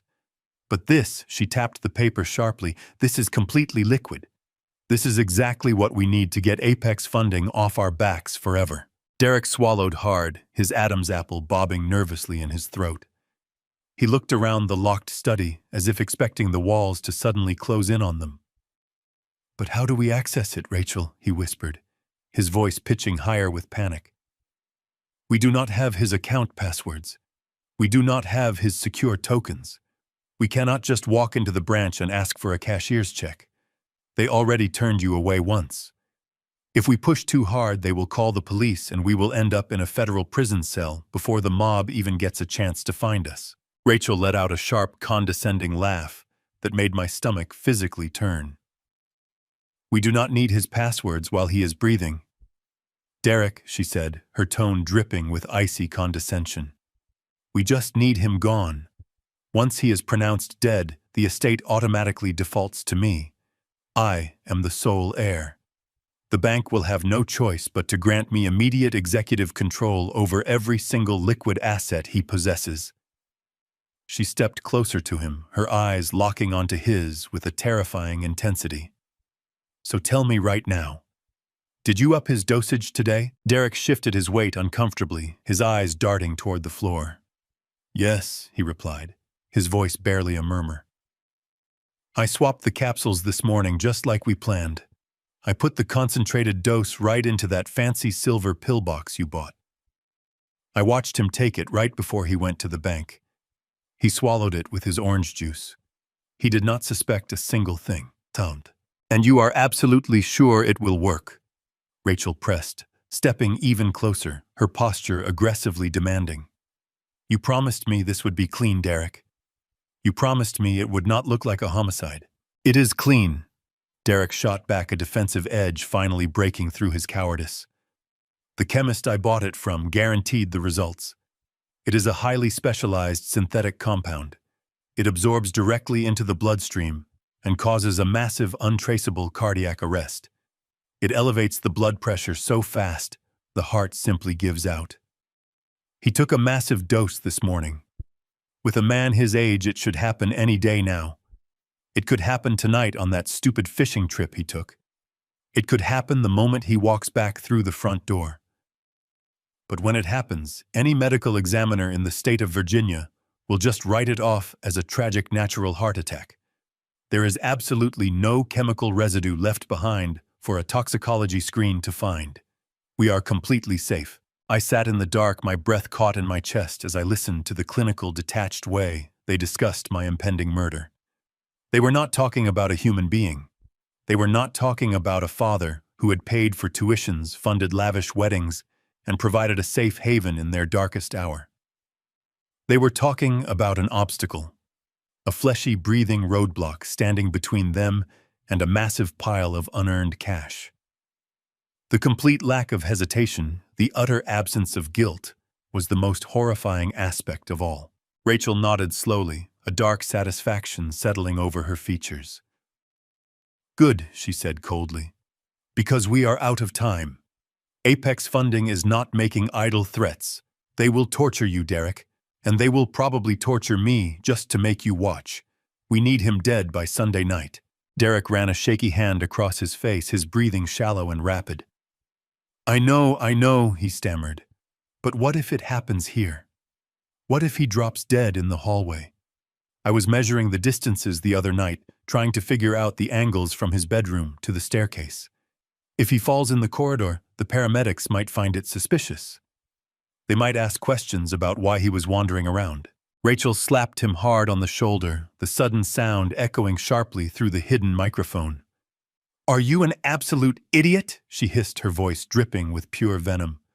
"Stop being such a pathetic coward." Measuring the hallway. "You looked like a complete fool creeping around with a laser pointer at 3 in the morning. If he drops in the hallway, you do not panic. You do not call an ambulance immediately. You grab him by the arms and you drag his heavy body into the master bedroom. You throw him on the mattress and you make it look like he passed away peacefully in his sleep. You do whatever it takes to secure this money. Do you understand me? You have to be ready to drag his corpse if you want to survive the week." Derek flinched, nodding submissively under his wife's ruthless command. "I understand," he whispered. "I will handle the body. I will make sure the scene is perfect." I closed my laptop with a soft, deliberate click, cutting off the visual feed of the two monsters standing in my sanctuary. The silence of the motel room rushed back in heavy and profound. I leaned my head back against the cheap headboard, staring up at the water-stained ceiling. I felt a single hot tear trace a slow path down my weathered cheek. It was the absolute last tear I would ever shed for Rachel. The daughter I had loved, the vibrant, smiling girl who used to hold my hand, was officially dead. She had been completely consumed by an unimaginable greed, leaving behind a hollow, sociopathic shell wearing her face. I sat alone in the darkness, the profound heartbreak slowly crystallizing into an unbreakable diamond, hard resolve. They thought they had orchestrated the perfect crime. They believed they held all the cards waiting patiently for my heart to stop beating so they could gorge themselves on my life savings. They were utterly convinced that their fabricated reality was secure. But they had no idea that I held the toxicology report. They had no idea that I had recorded every single syllable of their murderous confession. And they had absolutely no idea the magnitude of the storm I was about to unleash upon them. I was no longer a grieving father. I was the architect of their impending destruction. I kept my eyes locked on the glowing screen of my tablet, watching the scene unfold in my study. The initial shock of discovering the fake bank statement had worn off, replaced by a frantic, suffocating panic radiating from Derek. He was practically vibrating with nervous energy, his hands running through his hair as he paced the length of the Persian rug. The $1.5 million I had dangled in front of them was a lifeline, but the timeline was a noose slowly tightening around his neck. Rachel stood perfectly still, her arms crossed defensively over her chest, watching her husband unravel. The silence between them was thick with unspoken accusations and mounting terror. Derek finally stopped pacing and slammed his fists onto my mahogany desk, the sudden noise causing the audio feed to crackle sharply in my earpiece. "The chemical is taking entirely too long, Rachel," he said, his voice dropping an octave into a harsh, ragged whisper. "You said it would happen in a matter of days. He has been taking that powder every single morning and he still looks completely fine. He is walking around, driving his truck, going fishing. He is not slowing down. The mob is not going to wait for his cardiovascular system to eventually give out. They want their money by Thursday. If we do not have full executive control of the estate by Monday morning, we will not have enough time to initiate the wire transfers and clear the international holding accounts." Rachel let out a long, exasperated breath, her frustration bleeding through the speakers. "I am giving him the maximum recommended dose, Derek," she hissed, leaning over the desk to glare at him. "The chemist specifically warned me that if we administer too much at once, it leaves trace markers in the hepatic system. A smart medical examiner would instantly flag the liver toxicity, and we would both be facing a murder investigation instead of counting our inheritance. We have to maintain the illusion of a natural cardiac event. We need the narrative to remain clean." But Derek violently shook his head, rejecting her logic completely. "Clean does not matter if we are buried in a shallow grave before the week is over," he argued desperately. "Apex funding operates on a strict schedule. They are ruthlessly efficient. I received another message on my encrypted phone just an hour ago. They are tracking my movements, Rachel.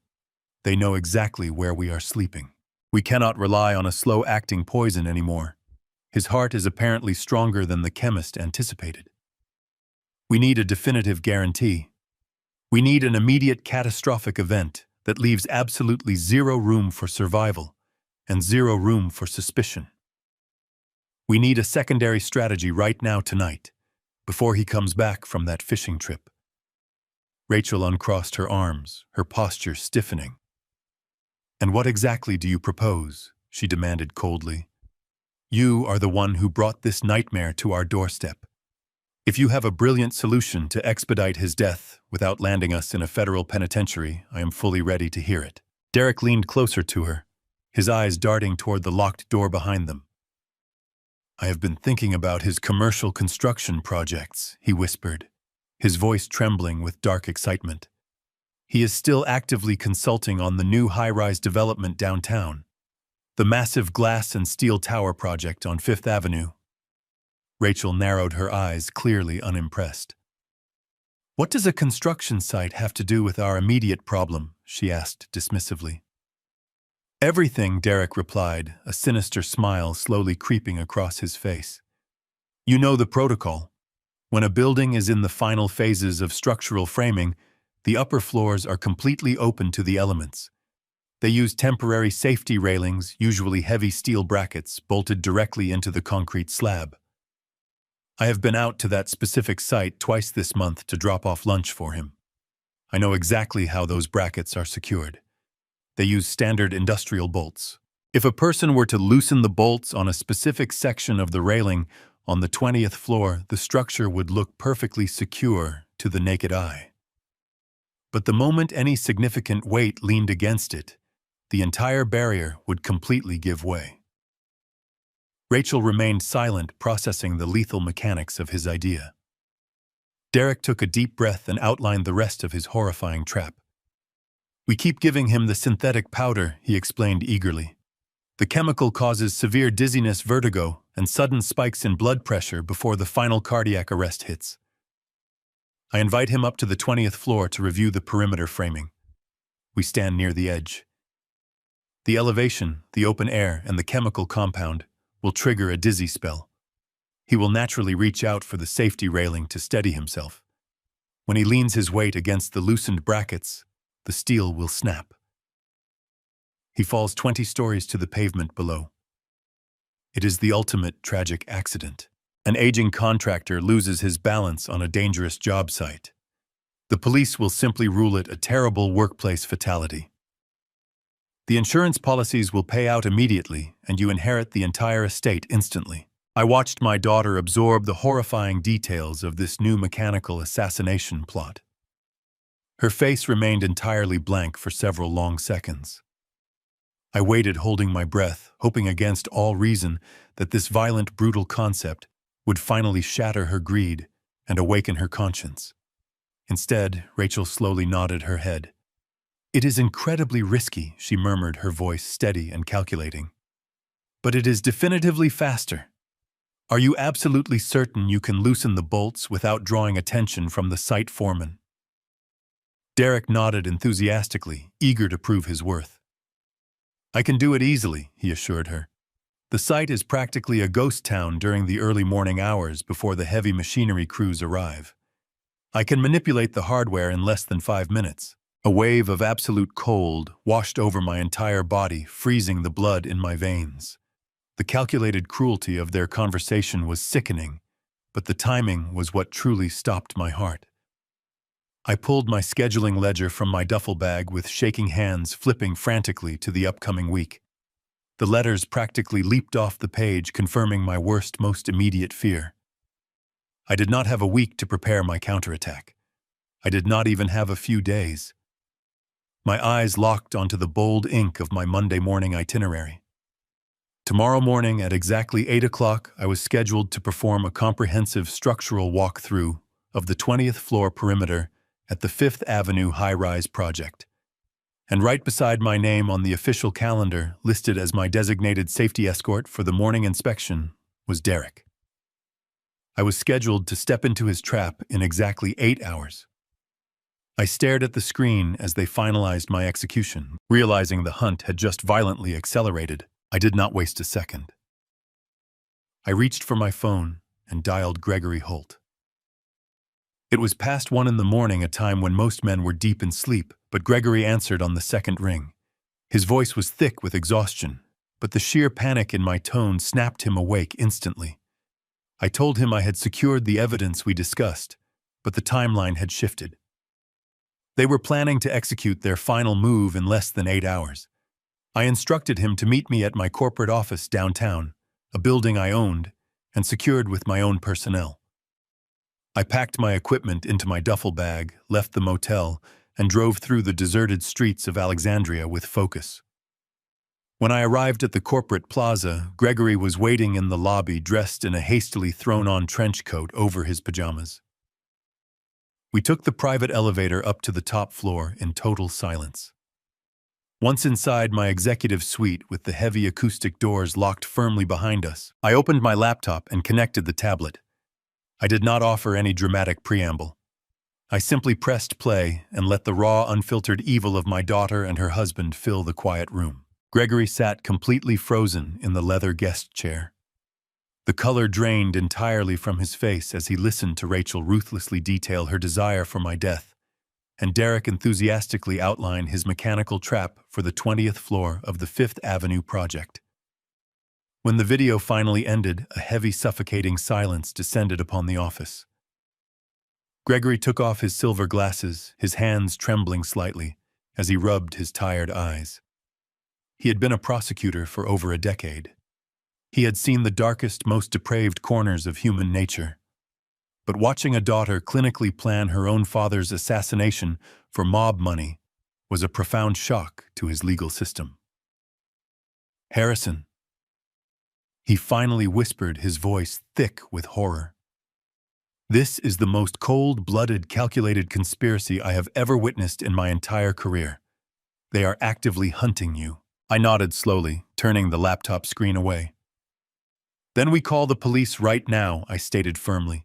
"We show them this clear footage, we hand over the toxicology report from Dr. Aris, and we have them arrested before the sun comes up. I want them in handcuffs, Gregory. I want them removed from my property tonight."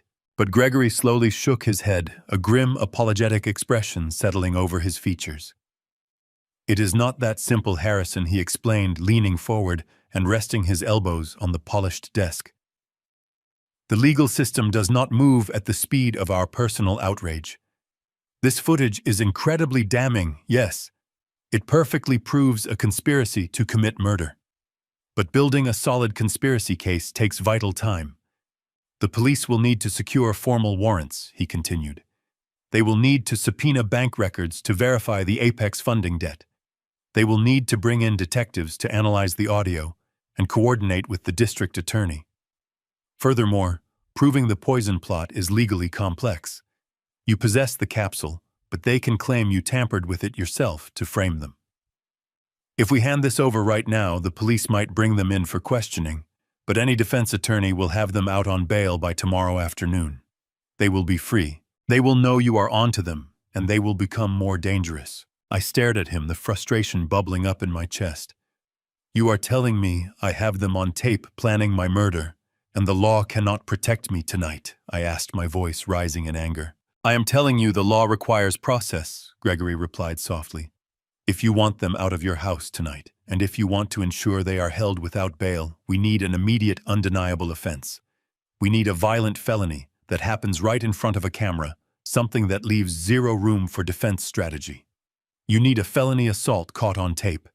If Derek physically attacks you in an unprovoked rage, the police will arrest him on the spot. With his existing financial desperation and the audio we already have, a judge will deny bail. He will be locked away, and Rachel will be exposed as a willing accomplice. I leaned back in my executive chair, processing the grim reality of his legal advice. I could not wait for the morning. I could not risk stepping onto that active construction site, hoping to outmaneuver a desperate man 20 stories above the pavement. The risk was too immense. Derek was 30 years younger than me, fueled by the sheer terror of his mob deadline. If a physical struggle occurred on that exposed ledge, gravity would not care about my anger. I had to control the environment. I had to bring the battle back to my own territory, where I held all the advantages. I looked at the monitor of my laptop, visualizing the layout of my study, the hidden cameras, the lock. I had a dangerous plan forming in my mind, a reckless gambit that required flawless execution to succeed. If a felony assault is what we need to put them away tonight, I said, my voice dropping to an icy register, then I will give them the opportunity to commit one. I am going back to the estate. Gregory stood up, his eyes wide with alarm. Harrison, no, he pleaded, stepping toward the desk. That is reckless. You are walking into a house with two people who are trying to kill you. You do not know what Derek is capable of if he is pushed into a corner. I stood up to meet his gaze, my posture rigid. I know what he is capable of, Gregory. He is a coward. He uses poison and loosened bolts because he is terrified of a physical confrontation. But if I take away his options, if I strip away his illusions of safety and trap him in his own lies, his panic will override his cowardice. He will lash out. I will make sure he does. And when he does, my cameras will capture every second of his violence. I packed my tablet back into the thick duffel bag, my movements sharp and precise. I instructed Gregory to drive to the local police precinct and wait in the parking lot. I told him to keep his phone in his hand and eagerly wait for my signal. Once Derek finally took the bait and initiated the assault, I would trigger the emergency alert. Gregory would walk into the station, present the live feed of the attack, and demand an immediate armed police response. There would be absolutely no warrants required, no lengthy investigations, no bail hearings. It would be a brutal, undeniable crime in progress. I walked out of the corporate plaza and into the cool, dark night, ready to spring the final trap. The time for waiting and passively watching was over. I was going home to confront the monsters living under my roof. The drive back to my estate was a surreal journey through the darkest corners of my own mind. The sun was just beginning to dip below the tree line, casting streaks of crimson across the evening sky. I had called Gregory from the road, confirming he was in position at the precinct waiting for my signal. I parked my heavy truck in the driveway, taking one final breath to center my racing heart. I was stepping onto a battlefield disguised as my dining room. I grabbed my canvas duffel bag, slumping my shoulders to perfect the illusion of an exhausted, unsuspecting old man returning from a long, grueling trip. My excursion had supposedly been cut short by severe engine trouble. I unlocked the heavy front door and stepped slowly into the grand foyer. The house was unnervingly quiet, echoing with the polished emptiness of a tomb. I knew Rachel and Derek were upstairs in the guest suite finalizing mental preparations for my funeral. I walked directly into the formal dining room, my eyes scanning the space with the tactical precision of a commander. This room was the stage for their undoing, and I needed to control every variable within it. I moved quietly, my boots making no sound on the thick Persian rug. My first priority was removing potential weapons from the vicinity. Derek was a coward, but a cornered coward, with a weapon could inflict fatal damage. I opened the mahogany credenza and methodically removed the heavy silver steak knives, the sharp carving forks, and the crystal centerpieces that normally adorned the long table. I locked them securely in at a lower cabinet, pocketing the small brass key. The dining table was now completely clear of anything sharp or lethal. I arranged the simple porcelain plates and blunt silverware, ensuring the setting looked perfectly normal for a family dinner. Next, I moved to the seating arrangement. I positioned myself confidently at the head of the long table, establishing my authority over the space. Then I walked to the right side, exactly where Derek always sat. I pulled his heavy oak chair out slightly, angling it awkwardly on the rug. It was a subtle, almost imperceptible adjustment, but a crucial tactical advantage. When the confrontation erupted, that heavy oak chair would act as a physical barrier, momentarily obstructing his movement and giving me the precious seconds I needed. With the physical environment secured, I turned my attention to the digital trap. I pulled my iPad from my bag and positioned it carefully on the mantel of the stone fireplace, obscuring the small device behind a large decorative vase. The camera lens had a perfect, unobstructed view of the entire dining room, capturing the head of the table and Derek's designated seat. I synced the tablet to the secure cloud server, ensuring every second of footage would be instantly uploaded and preserved. Once the recording light blinked a steady green, I walked into the kitchen and began preparing a simple dinner. I slowly roasted a whole chicken, chopped fresh vegetables, and let the comforting aroma fill the house, masking the tension radiating from my bones. I poured a glass of iced tea and set my silver pillbox prominently on the kitchen island. Right on schedule, I heard heavy footsteps coming down the grand staircase. Rachel and Derek entered the kitchen, stopping dead in their tracks when they saw me standing by the oven. The sheer shock on their faces was immensely satisfying. They had not expected me back until Sunday night. My sudden arrival had fractured their constructed timeline and their precarious nerves. "Dad," Rachel gasped, her hand flying to her chest in a gesture of manufactured surprise. "We did not expect you back so soon. Is everything okay?" I offered a warm, oblivious smile, turning off the oven. "Engine trouble." I lied smoothly, carrying the roasted chicken toward the dining room. The boat broke down miles from shore, and we had to be towed back to the marina. It ruined the weekend, so I just decided to drive home early. I hope you do not mind me interrupting your quiet evening." Derek forced a stiff, unnatural chuckle, his eyes darting nervously around the room. "Not at all, Harrison," he stammered, following me. "We are just glad you are home safe and sound." We took our respective seats at the table. I sat at the head, commanding the room. Rachel sat to my left and Derek moved to the right, adjusting the heavy oak chair exactly as I had anticipated. Before I served the food, Rachel leaned forward, her eyes locking onto my face with terrifying intensity. "Dad," she said, her voice dripping with fake, sickening concern. "Did you remember to take your premium supplements this morning? You know how important your heart health is, especially after a stressful day." I reached into my pocket and pulled out the unmarked silver pillbox she had given me. I popped the lid open, revealing the lethal white capsules resting silently inside the shiny metal casing. "Of course, sweetheart," I replied, my voice steady and completely calm. "I would never forget the special medicine my only daughter bought for me." I picked up a capsule, raised it to my lips, and took a large gulp of iced tea. I made an exaggerated show of swallowing, patting my chest as if the pill had gone down smoothly. In reality, the capsule was securely palmed in my left hand, safely hidden from their greedy, watchful eyes. Rachel let out a slow breath, her shoulders visibly relaxing. A dark, triumphant smile touched the corners of her mouth.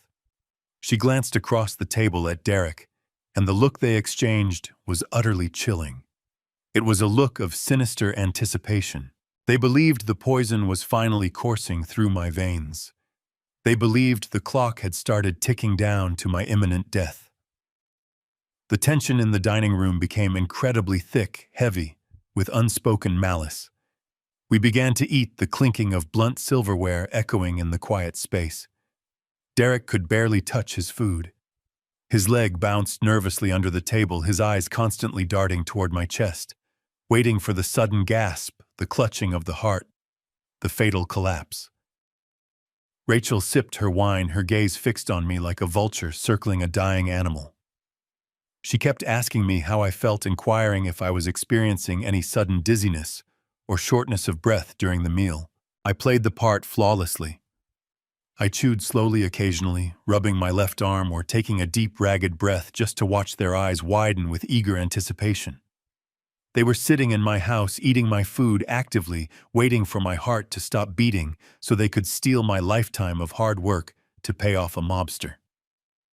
The absolute depravity of their souls was fully exposed under the bright dining room chandelier. But as the minutes ticked by and my heart continued to beat with a strong, steady rhythm, the triumphant smiles on their faces began to falter. The anticipation warped into confusion, and the confusion rapidly metastasized into raw panic. Their execution deadline was closing in. I watched the color drain completely from Derek's face as the seconds stretched into minutes. He stared at my chest, waiting for a fatal collapse that simply was not going to happen.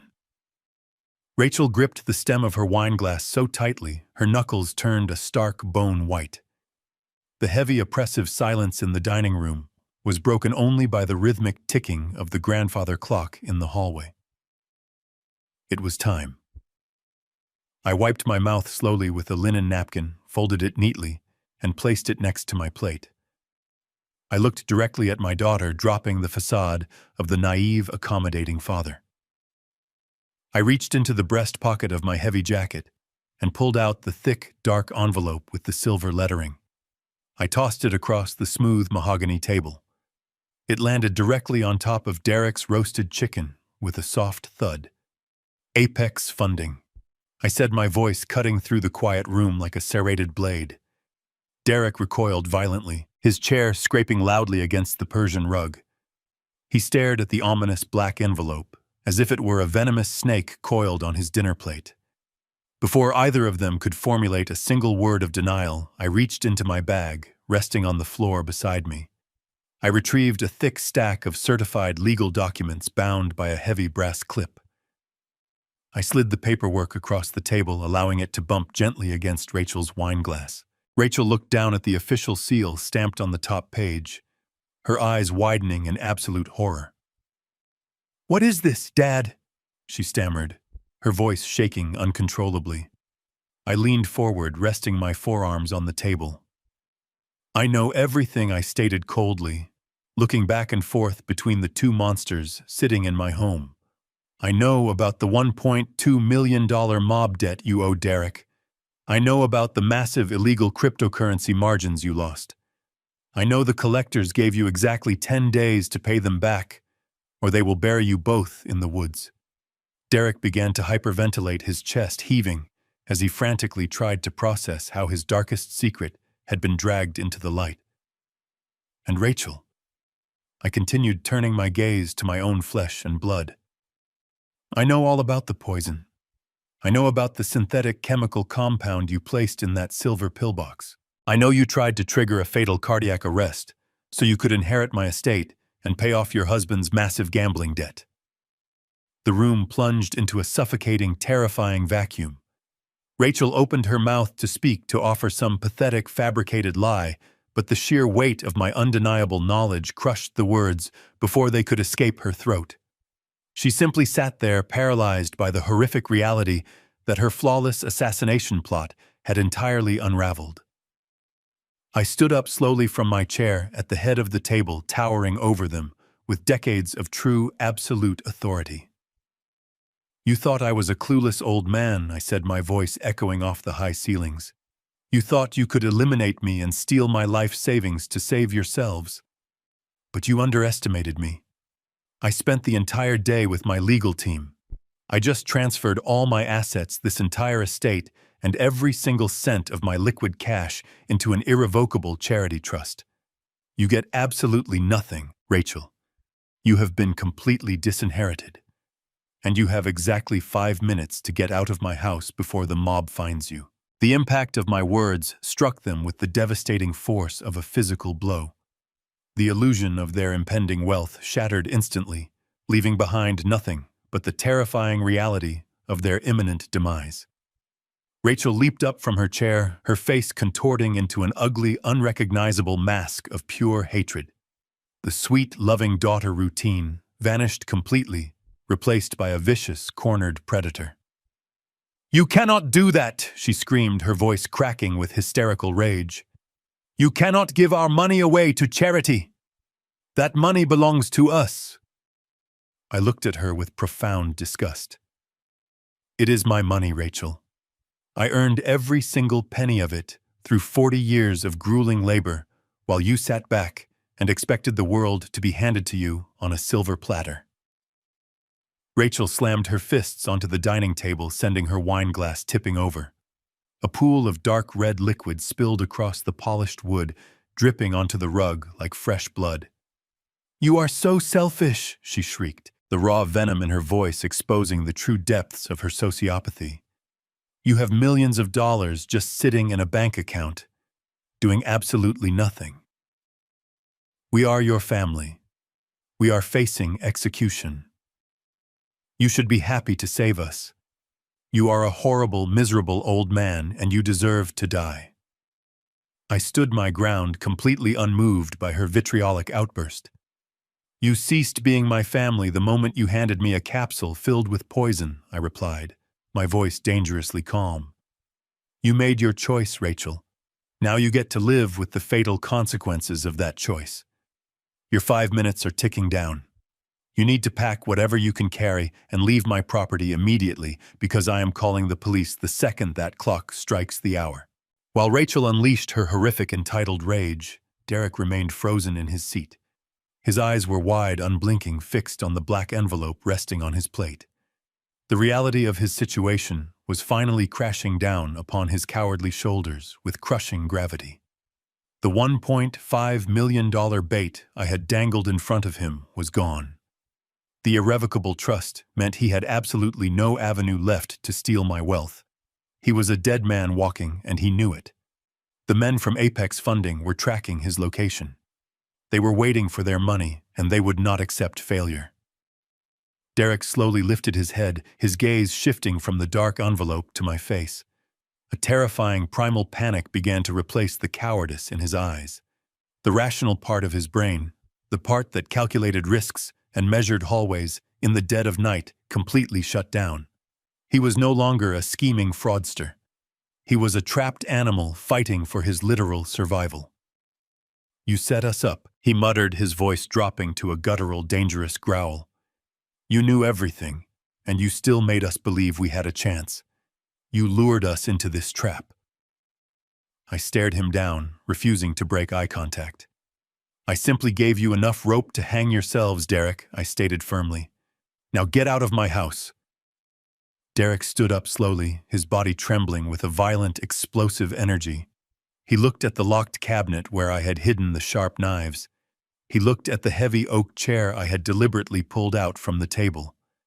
The only path to his survival required eliminating the man standing in front of him. I needed him to take the final step.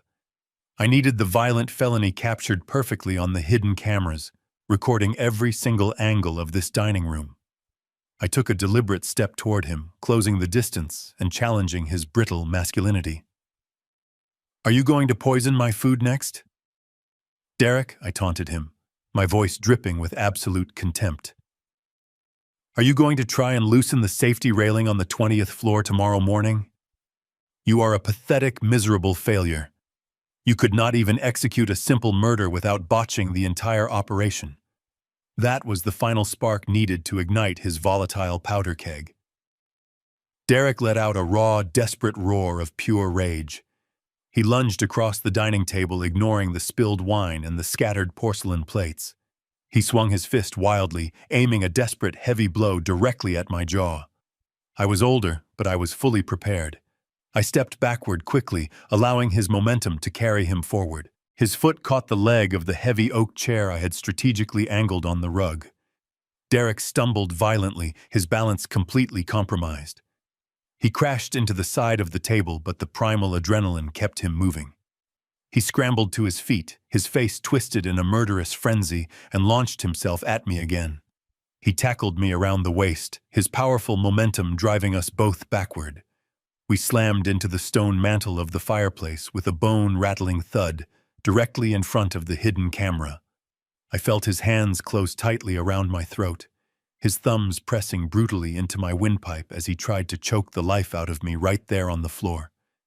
The trap was set, and the predator fully committed. My device was actively uploading the violent assault straight to the protected server. I fought back, securing my victory. I shoved my knee upward, with every ounce of strength, catching him squarely in the chest. The sudden impact broke his vicious grip. I gasped for air, scrambling backward across the polished hardwood floor to put distance between us. Derek stumbled, his breath coming in ragged, desperate heaves. His eyes were completely wild, devoid of any rational thought, consumed entirely by the feral instinct to eliminate the threat, standing between him and his own survival. He looked around, his frantic gaze landing on the heavy solid oak chair I had deliberately pulled out earlier. With a guttural scream that echoed off the high ceilings, he hoisted the massive piece of furniture into the air. He did not hesitate. He hurled the solid wood directly at my head with lethal, uncontrolled force. I could have completely dodged the incoming projectile. My reflexes were sharp enough to duck safely, but I needed this visual evidence to be absolutely irrefutable. I needed the felony assault to be so violently explicit that no defense attorney in the state could possibly argue self-defense or an accidental scuffle. I braced myself and intentionally shifted my weight, leaning just slightly into the trajectory of the flying heavy oak. The thick wooden leg struck a glancing, brutal blow against my forehead. The impact was deafening, a sickening thud that sent a shockwave of white-hot agony through my skull. My vision flashed with bright, blinding light, and I was thrown backward onto the rug. I felt the skin split open instantly. A thick, warm stream of blood poured down my face, blinding my left eye and dripping onto my crisp collar. It was a terrifying, calculated risk, but the searing pain confirmed that the trap had snapped shut flawlessly. The cameras had just recorded a definitive, undeniable felony assault. I scrambled to my feet, using the mantel for support, and bolted out of the dining room before Derek could recover.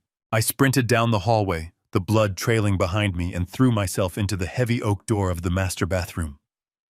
I slammed the deadbolt shut, just as Derek threw his entire body weight against the wood. The solid frame shuddered under the violent impact. "Open the door," he screamed, his voice pitching into a hysterical, murderous frenzy. Rachel joined him seconds later, her fists pounding relentlessly against the barrier. "You cannot hide from us," she shrieked, her voice stripped of any remaining pretense. The sound of their desperate, violent banging echoed through the small space, but I simply ignored them. I reached into my pocket, pulled out my phone with blood-stained fingers, and sent a single text message to Gregory Holt, waiting at the police precinct. Phase 1 is complete. I grabbed a white towel from the rack, pressing it firmly against the deep gash on my forehead to stem the bleeding. I did not wait for them to break through the door. I unlatched the frosted glass window above the garden tub, pushed the heavy pane outward, and slipped silently into the cool night air. The drop to the soft mulch below was short, and I landed gracefully, disappearing into the shadows. I moved quickly to my truck, parked near the side gate, started the engine, and drove myself directly toward the hospital emergency room. The flashing neon lights of the medical center guided my path as the adrenaline slowly began to recede, leaving behind a dull, throbbing ache in my head. Inside the sterile brightness of the trauma ward, doctors rushed to clean and stitch the deep laceration across my brow. As the medical staff worked, my phone began to vibrate relentlessly, with incoming updates from Gregory. While I was sitting under the surgical lights, a heavily armed tactical SWAT unit was violently breaching the front doors of my estate. Gregory had marched directly into the precinct, presented the high-definition, cloud-synced video of the brutal assault, and demanded an immediate response. The footage of Derek hurling a massive piece of furniture at an unarmed elderly man was undeniable. The police did not need months to build a conspiracy case. They had a violent, bloody felony occurring in real time. The tactical team swarmed the dining room, pinning Derek to the ground, before he even realized the nightmare had officially arrived. Rachel was handcuffed against the granite countertops of the kitchen, screaming and crying as the officers read them their rights. But the true brilliance of the raid was the subsequent search. When the authorities secured the premises, they systematically cataloged the belongings my daughter and her husband had hastily packed in their panic. Inside Rachel's designer purse, detectives found the pristine silver pillbox containing the concentrated synthetic poison. The chemical matched the exact description detailed in the recorded conversations. Inside Derek's leather briefcase, they uncovered the fabricated bank statements and the forged legal documents he intended to use to seize my corporate assets. The evidence was overwhelming, irrefutable, and perfectly packaged. Gregory arrived at the emergency room just as the doctors were wrapping the final bandage around my head. He walked into my cubicle, a grim but deeply satisfied expression settling over his tired features. "They are in custody, Harrison," he confirmed quietly, pulling up a chair beside my bed. "The local prosecutors are absolutely astounded by the sheer volume of evidence we handed them on a silver platter. The district attorney is moving forward with an entire catalog of severe charges. They are formally charging Derek with first-degree felony assault, attempted murder, and massive financial fraud. Rachel is facing identical conspiracy and attempted murder charges for her role in the poison plot. The video of the attack, combined with the physical poison and the staggering financial motive, painted a picture so vile, the presiding judge did not even hesitate during the emergency arraignment. He completely denied bail for both of them, citing them as severe flight risks and immediate dangers to the community. They were locked away in separate concrete cells in the county holding facility, stripped of their designer clothes and their arrogant illusions. They had lost their freedom, their wealth, and their future in the span of a single evening. But the legal justice system was only the first layer of their impending destruction. The truly terrifying consequence of their failure arrived shortly before dawn. Word moves incredibly fast within the criminal underworld, and the mobsters at Apex Funding were notoriously well connected. The moment the morning news stations broadcasted the high-profile arrest of the disgraced businessman Derek and his conspirator wife, the vicious debt collectors knew exactly where to find him. Derek was no longer a moving target, hiding behind the false security of my estate. He was a sitting duck in a highly populated county lockup. The $1.2 million he owed them was completely unrecoverable, and the cartel did not simply write off bad debts. They demanded immediate violent retribution. Gregory received a secure tip from an informant within the prison system just hours after their incarceration. The word had already been passed down to the internal gang leaders inside the facility. Derek was marked. He would not survive the week. 2 months have now passed since that long and bloody night. I sit alone on my back porch, watching the golden sun sink slowly behind the tree line. The air is crisp and cool, and the estate is finally wrapped in a profound, unbreakable peace. I lift my hand and gently trace the small pale scar resting just above my eyebrow. It is a permanent physical reminder of the exact price I had to pay for my own survival. The heavy oak door behind me opens with a soft click, but there is absolutely no tension left in my shoulders. My phone chimes on the small wicker table. It is a brief, satisfying call from Gregory Holt. He informs me with a grim sense of professional pride that Rachel and Derek officially accepted their plea deals this morning. They both signed away 15 years of their lives in a federal penitentiary to avoid facing a jury trial. The mountain of digital and physical evidence we presented was completely insurmountable.